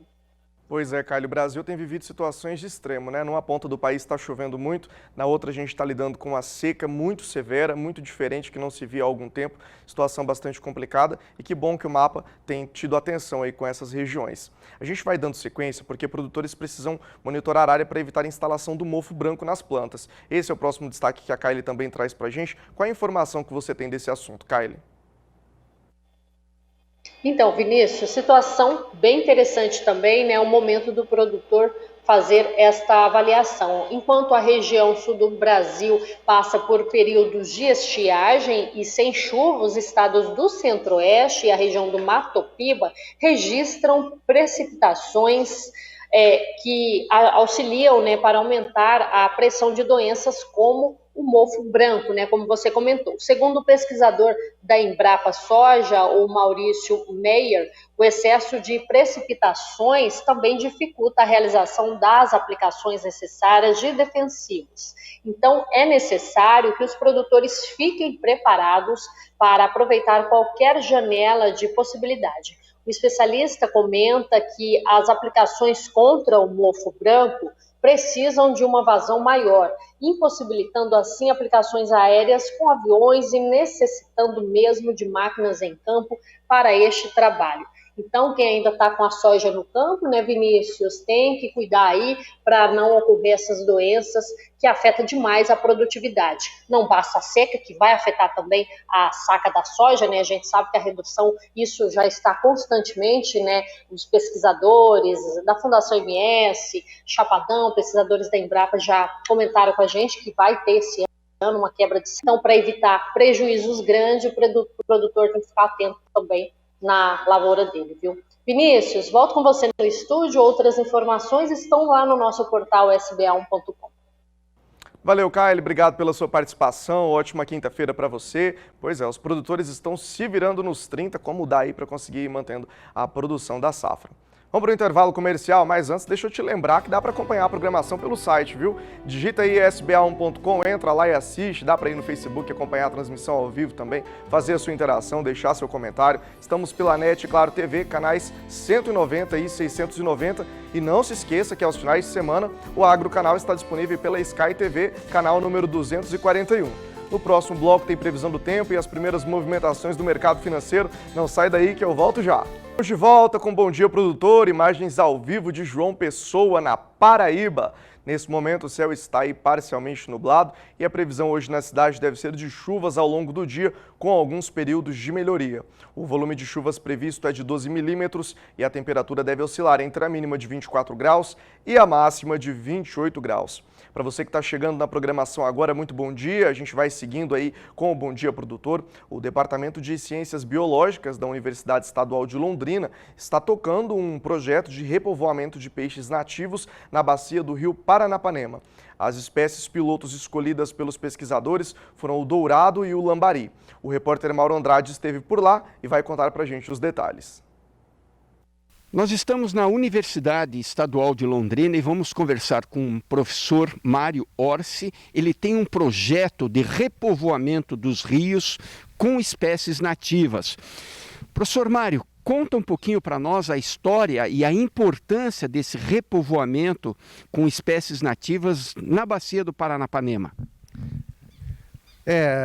A questão é, todo o repovoamento feito hoje no Brasil, e isso é um dado que não é meu, é um dado de diversos pesquisadores que vêm levantando isso, são repovoamentos com eficácia baixíssima, muito baixa.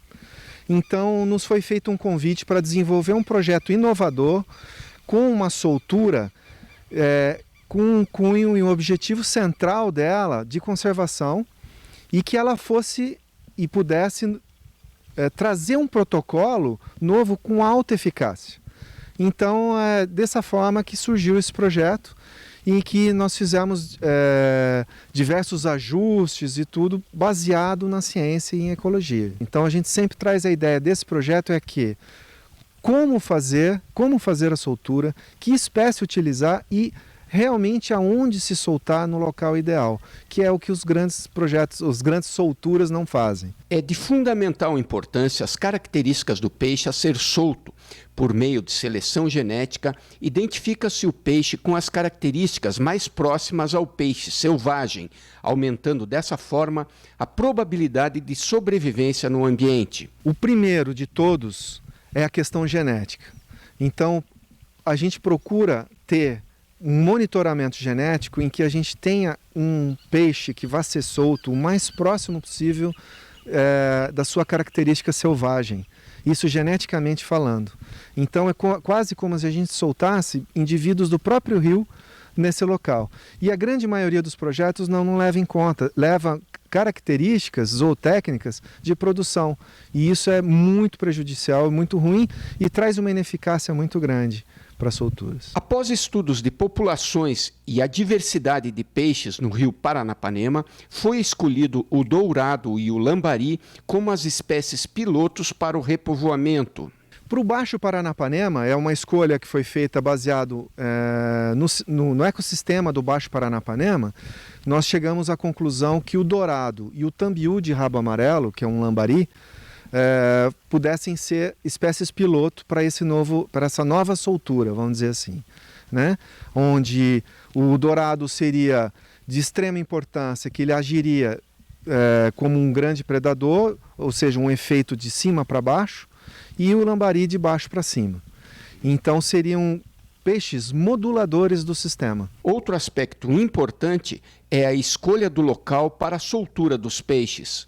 Então, esse local ele é buscado com georreferenciamento, onde a gente utiliza diversas ferramentas para ver a melhor qualidade do ambiente. Então, quanto mais preservado esse ambiente, quanto mais conservado esse ambiente, por exemplo, tributários do Paranapanema, ou o próprio trecho do Paranapanema que seja ideal, é onde nós vamos fazer a soltura, levando em consideração a biologia do dourado e a biologia do lambari.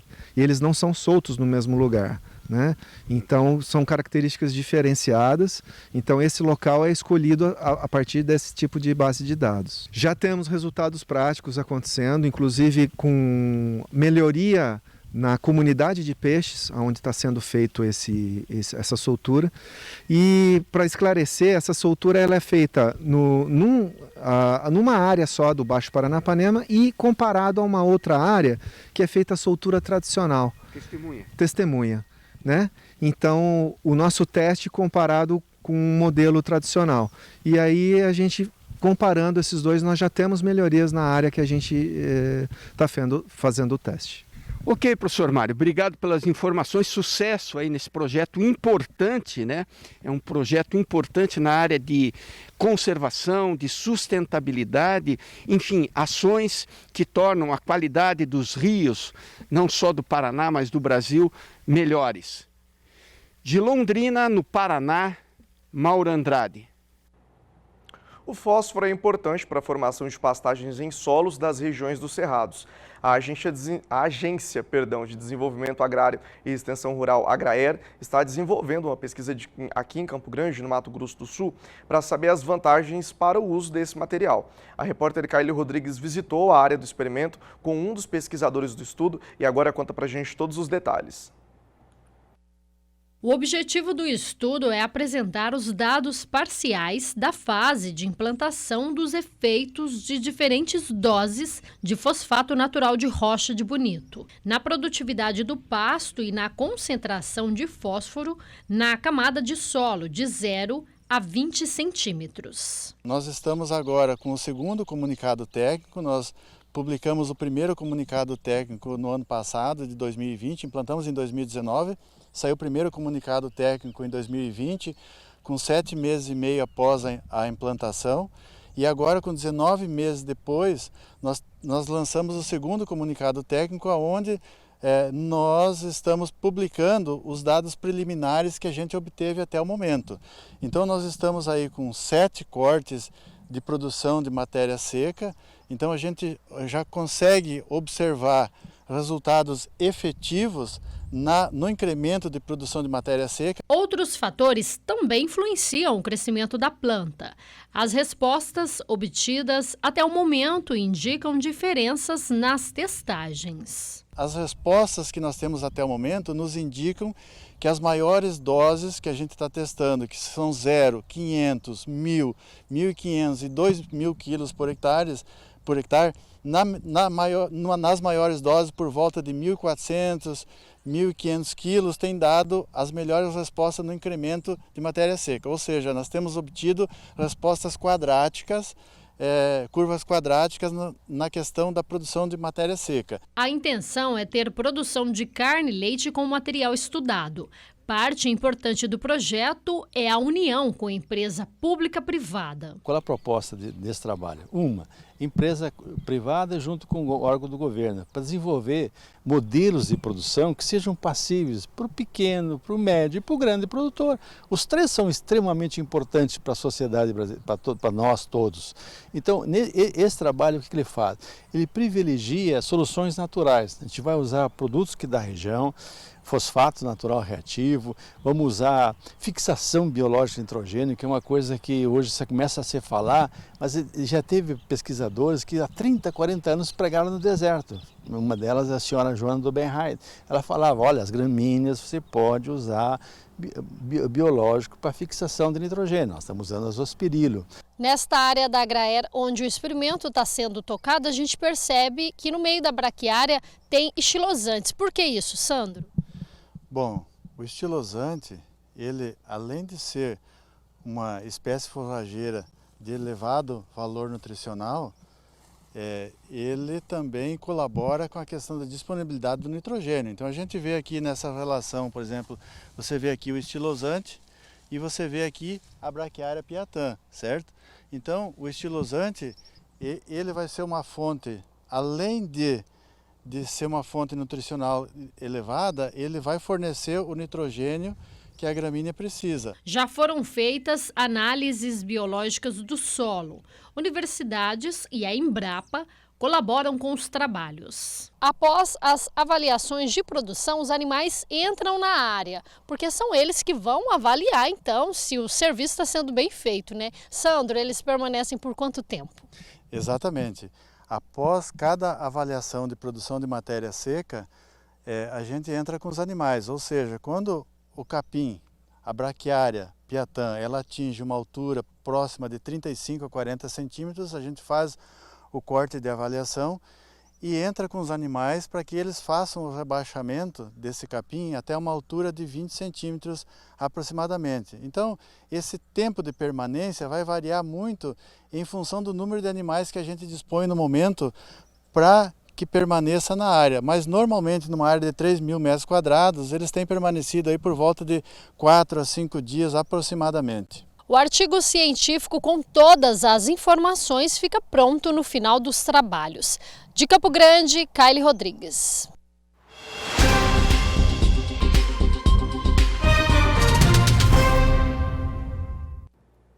E agora é hora de conferir mais um pouquinho do agroclima com a Renata Ferreira. Renata, mais uma vez, bom dia para você.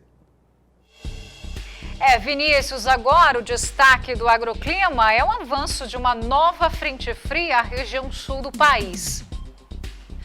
A previsão de chuva neste fim de semana em áreas produtoras sulistas pode trazer aí um pouco de alívio aos produtores da região. É que volta a chover neste domingo no Rio Grande do Sul e essa chuva aí ganha força no decorrer da próxima semana. Os volumes podem variar de 30 a 50 milímetros. Paraná e Santa Catarina também recebem essa precipitação, mas atenção para o alto risco de granizo, trovoadas e ventania. No Paraná, o Departamento de Economia Rural, DERAL, apontou que as lavouras de soja tiveram uma piora em sua nova atualização por conta da estiagem. Agora, 29% das lavouras paranaenses estão ruins, 32% foram avaliadas como boas e 39% como médias. Cascavel, Toledo e Umuarama são os municípios que apresentaram as piores condições. E esse cenário de pouca chuva ainda se depara com uma onda de calor na região, né? Esse é o destaque dos próximos 5 dias. As temperaturas máximas se aproximam dos 40 graus em diversos municípios do Rio Grande do Sul, também oeste de Santa Catarina e sudoeste paranaense.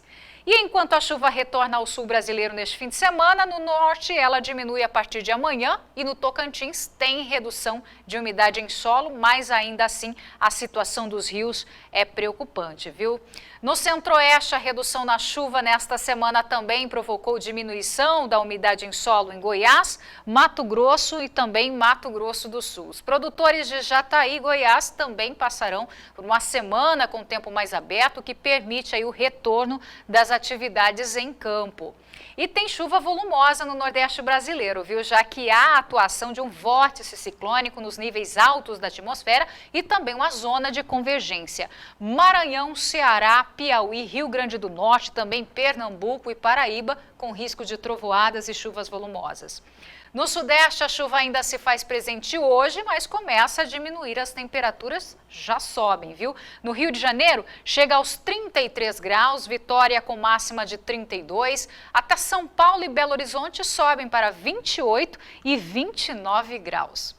A chuva perde força em toda a região neste final de semana, o calorão já retorna então à região sudeste, as áreas de chuva se tornam menores e menos frequentes. Em Jeceaba, Minas Gerais, município onde uma enxurrada arrastou até gado, já não há mais previsão de chuva volumosa a partir de amanhã e uma janela de quase uma semana de tempo firme vai predominar. Na região, a próxima semana será bem típica de verão, com muito sol e altas temperaturas.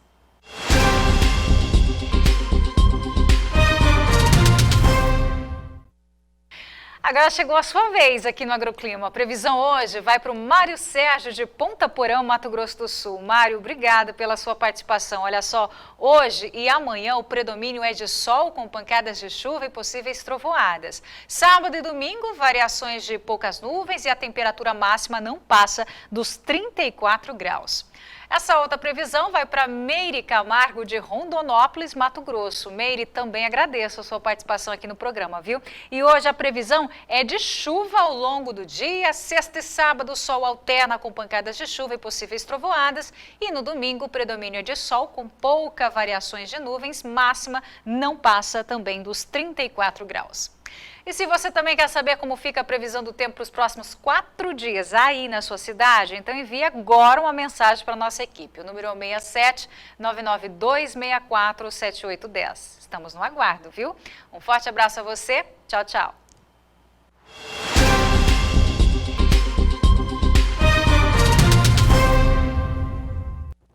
Bom, e a chuvarada lá em Minas já atinge uma produção de mais de 127 mil produtores rurais, isso de acordo com dados divulgados pela Emater. Nós vamos voltar até São Paulo, capital, para conversar com Walter Puga Júnior, que está na Bolsa Brasileira de Mercadorias.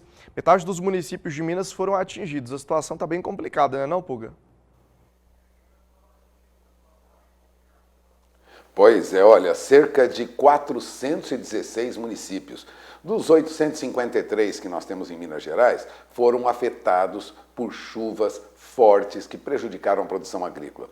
Cerca de 127 mil produtores rurais de Minas Gerais tiveram algum tipo de prejuízo por causa das chuvas nas últimas semanas. A informação é da Emater de Minas Gerais. Aliás, segundo a Emater, a produção de feijão primeira safra foi a mais prejudicada, atingiu aí, causou danos em 42% da área plantada com feijão. Feijão primeira safra. Agora, no caso das hortaliças, é estimado um comprometimento de cerca de 37% das áreas com plantações, né, com plantas de hortaliça. A safra de verão de milho também foi prejudicada em Minas Gerais. Segundo a Emater, cerca de 23% da área plantada com milho foi atingida. As regiões Norte, Nordeste, Leste, Central e até o Cerrado Mineiro foram as mais atingidas pelas chuvas, segundo a Emater, num comunicado emitido ontem, né? Agora, segundo o Ceasa Minas, lá em Belo Horizonte, ainda não houve comprometimento significativo da oferta de frutas e de hortaliças, pelo menos no mercado atacadista. As praças do Ceasa no interior do estado de Minas Gerais registram redução de oferta de alguns produtos, como beterraba, mandioca, quiabo e mandioquinha salsa. Agora, há muita preocupação com a pecuária de leite, porque a pecuária leiteira terá perdas estimadas de quase 21,5% na produção, principalmente nas regiões Nordeste, Leste e Central de Minas Gerais. O levantamento da Emater indica ainda queda de 9% na captação de leite em Minas Gerais por empresas de laticínios, também por conta da dificuldade de deslocamento em algumas cidades, né? Segundo a Emater, outras atividades pecuárias serão afetadas pela chuva, como piscicultura, por exemplo, 28% vamos dizer, áreas, né, e quantidade de produção prejudicada, isso na piscicultura. Na avicultura caipira também cerca de 24% de prejuízos, vamos dizer assim. Pecuária de corte também será atingida em quase 18%, a estimativa da Emater, e a suinocultura caipira será atingida em 15%. Ou seja, Minas Gerais também está sob pressão, né, os produtores sob pressão diante de tanta chuva. Há até alguns quadros, né, nesses sites de internet, onde o mineiro brinca, né, com excesso de chuva e faz algumas piadinhas, mas a situação é muito grave mesmo. Minas Gerais terá uma forte baixa de produção, de olho na produção da pecuária de leite, que vai cair aproximadamente aí 9% no mínimo, já é o que sinalizam as indústrias de laticínios lá. Agora, o destaque do dia é a explosão dos preços do algodão, viu, Vinícius? O aumento do consumo mundial de algodão, mesmo durante esse período da pandemia, e a fraca recuperação da produção nos países onde se espera haja uma boa produção de algodão, fez com que os preços disparassem no mercado internacional, tendo como referência a Bolsa de Nova York, aliás, os valores mais altos dos últimos 10 anos para o algodão. Os contratos mais negociados, contratos para março, subiram ontem 1,4%, foram a $1,17 por libra-peso. Aliás, $1,17 mais 64. O contrato de maio na Bolsa de Nova York, que é a segunda posição, avançou quase 1%, foi a $1,14 por libra-peso, mais 98, praticamente $1,15 por libra-peso. Agora, os preços continuam em alta, viu? Porque agora os primeiros negócios com algodão no mercado de Nova York para março já bateram passaram, aliás, de $1,18 por libra-peso. Foram a $1,18 mais 43. Neste momento, o último negócio, a $1,18 mais 17, tem alta de 0,45%. O algodão continua em alta no mercado americano nos primeiros negócios desta manhã. E o que ocorre no Brasil enquanto isso? Bom, aqui alta também. O CPEA apontava ontem, em média, R$ 6,79 por libra-peso para algodão pluma, né? Alta de 1,56% para o algodão ontem. Neste mês, segundo dados do CPEA, algodão em pluma sobe 6,06%. Os números da Bolsa Brasileira de Mercadorias também mostram algodão em pluma em alta, né? Algodão posto em São Paulo, R$ 6,59 por libra-peso. Ontem, na média apurada pelos corretores da Bolsa Brasileira de Mercadorias, a alta foi de 0,76% para o algodão. Neste mês, algodão sobe, nos dados da BBM, 3,62%. Bom, segundo projeções do Departamento de Agricultura do governo americano, os estoques de passagem de algodão desta safra 2021-2022 devem ficar cerca de 68% do consumo global, um nível ligeiramente menor do que foi previsto, aliás, em dezembro. O Jornal Valor Econômico destacava isso hoje. A estimativa confirma aí um forte aperto na relação entre as duas safras, em que o consumo cresceu e a produção vem apresentando problemas. Resumindo, o Departamento de Agricultura do governo americano estima que a produção global de algodão será de 26.340.000 toneladas, ou seja, 133 mil toneladas a menos do que foi projetado anteriormente. Para os Estados Unidos, a demanda para a colheita foi cortada em 144 mil toneladas, principalmente por causa de problemas no Texas, né? A produção do país agora, Estados Unidos, é de 3.840.000 toneladas. Resumindo, algodão vai subir diante desse quadro de uma oferta menor, problemas com produção e uma demanda crescente, mesmo em período de pandemia. Vinícius? Ô Puga, continua aqui comigo mais um pouquinho para a gente comentar sobre o dólar que recuou e a Bolsa Brasileira deu uma avançada aí. É uma melhora nesse cenário depois de uma primeira semana em 2022 que não foi muito positiva aí para o mercado financeiro?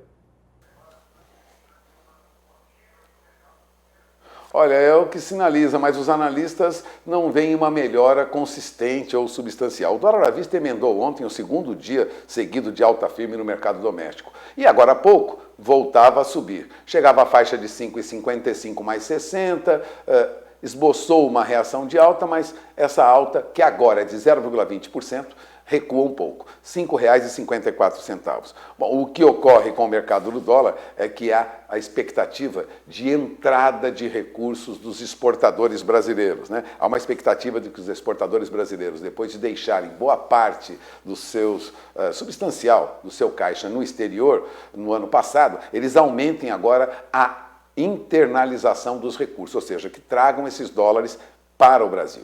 É que está caro e vai ficar caríssimo deixar o caixa em dólar e euro lá fora. Segundo alguns analistas de mercado internacional, entre eles o Red da tesouraria do Travelers Bank, o Marcus White. Ele acredita que isso vai inibir as posições compradas em dólar. Ou seja, os exportadores que deixaram dinheiro lá fora tendem a trazer agora o dinheiro para o Brasil. Isso pode evitar uma alta acentuada do dólar. É esperar para conferir. Enquanto isso, o que acontece lá fora? O índice dólar recua, viu? Já recua para a faixa de 90.790 pontos agora. O dólar recua frente a outras moedas do mundo, cai agora 0,13%. Isso deve evitar, pelo menos, uma nova alta do dólar frente ao real. O que ocorre lá fora, lógico, repercute aqui, reflete aqui, e isso deve trazer aí o dólar nessa faixa de 5,55, 5,56, sem a expectativa de uma alta mais acentuada. Mas ainda é ano de eleição e muitos analistas estimam que haverá muita oscilação para o dólar neste ano. Enquanto isso, a nossa bolsa esboça a recuperação e voltava ontem aos 105 mil pontos, hein? A nossa bolsa recuperou 1,84% ontem, zerou praticamente todas as perdas do ano, alta de 1,84% aos 105.685 pontos. Resumindo, alguma recuperação surge na nossa bolsa, embora não mude o quadro de dificuldade que há para a recuperação da economia, não só brasileira, como a economia em todo o mundo. E a inflação continua alta, aqui e lá fora. De olho na informação. Vinícius? Isso aí, Pulga, de olho na informação. Obrigado pela sua participação. Ótima quinta-feira para você. Eu sei que ao longo da programação o Pulga volta com mais informações aí do mercado financeiro. Vamos encerrando. Bom dia, produtor. Vou ficando por aqui. Lembra você que daqui a pouco o programa está disponível lá no nosso canal do YouTube. Você pode nos acompanhar pelas mídias sociais, no portal sba1.com e no aplicativo SBA Play. Para você, uma ótima quinta-feira. Até amanhã. Tchau.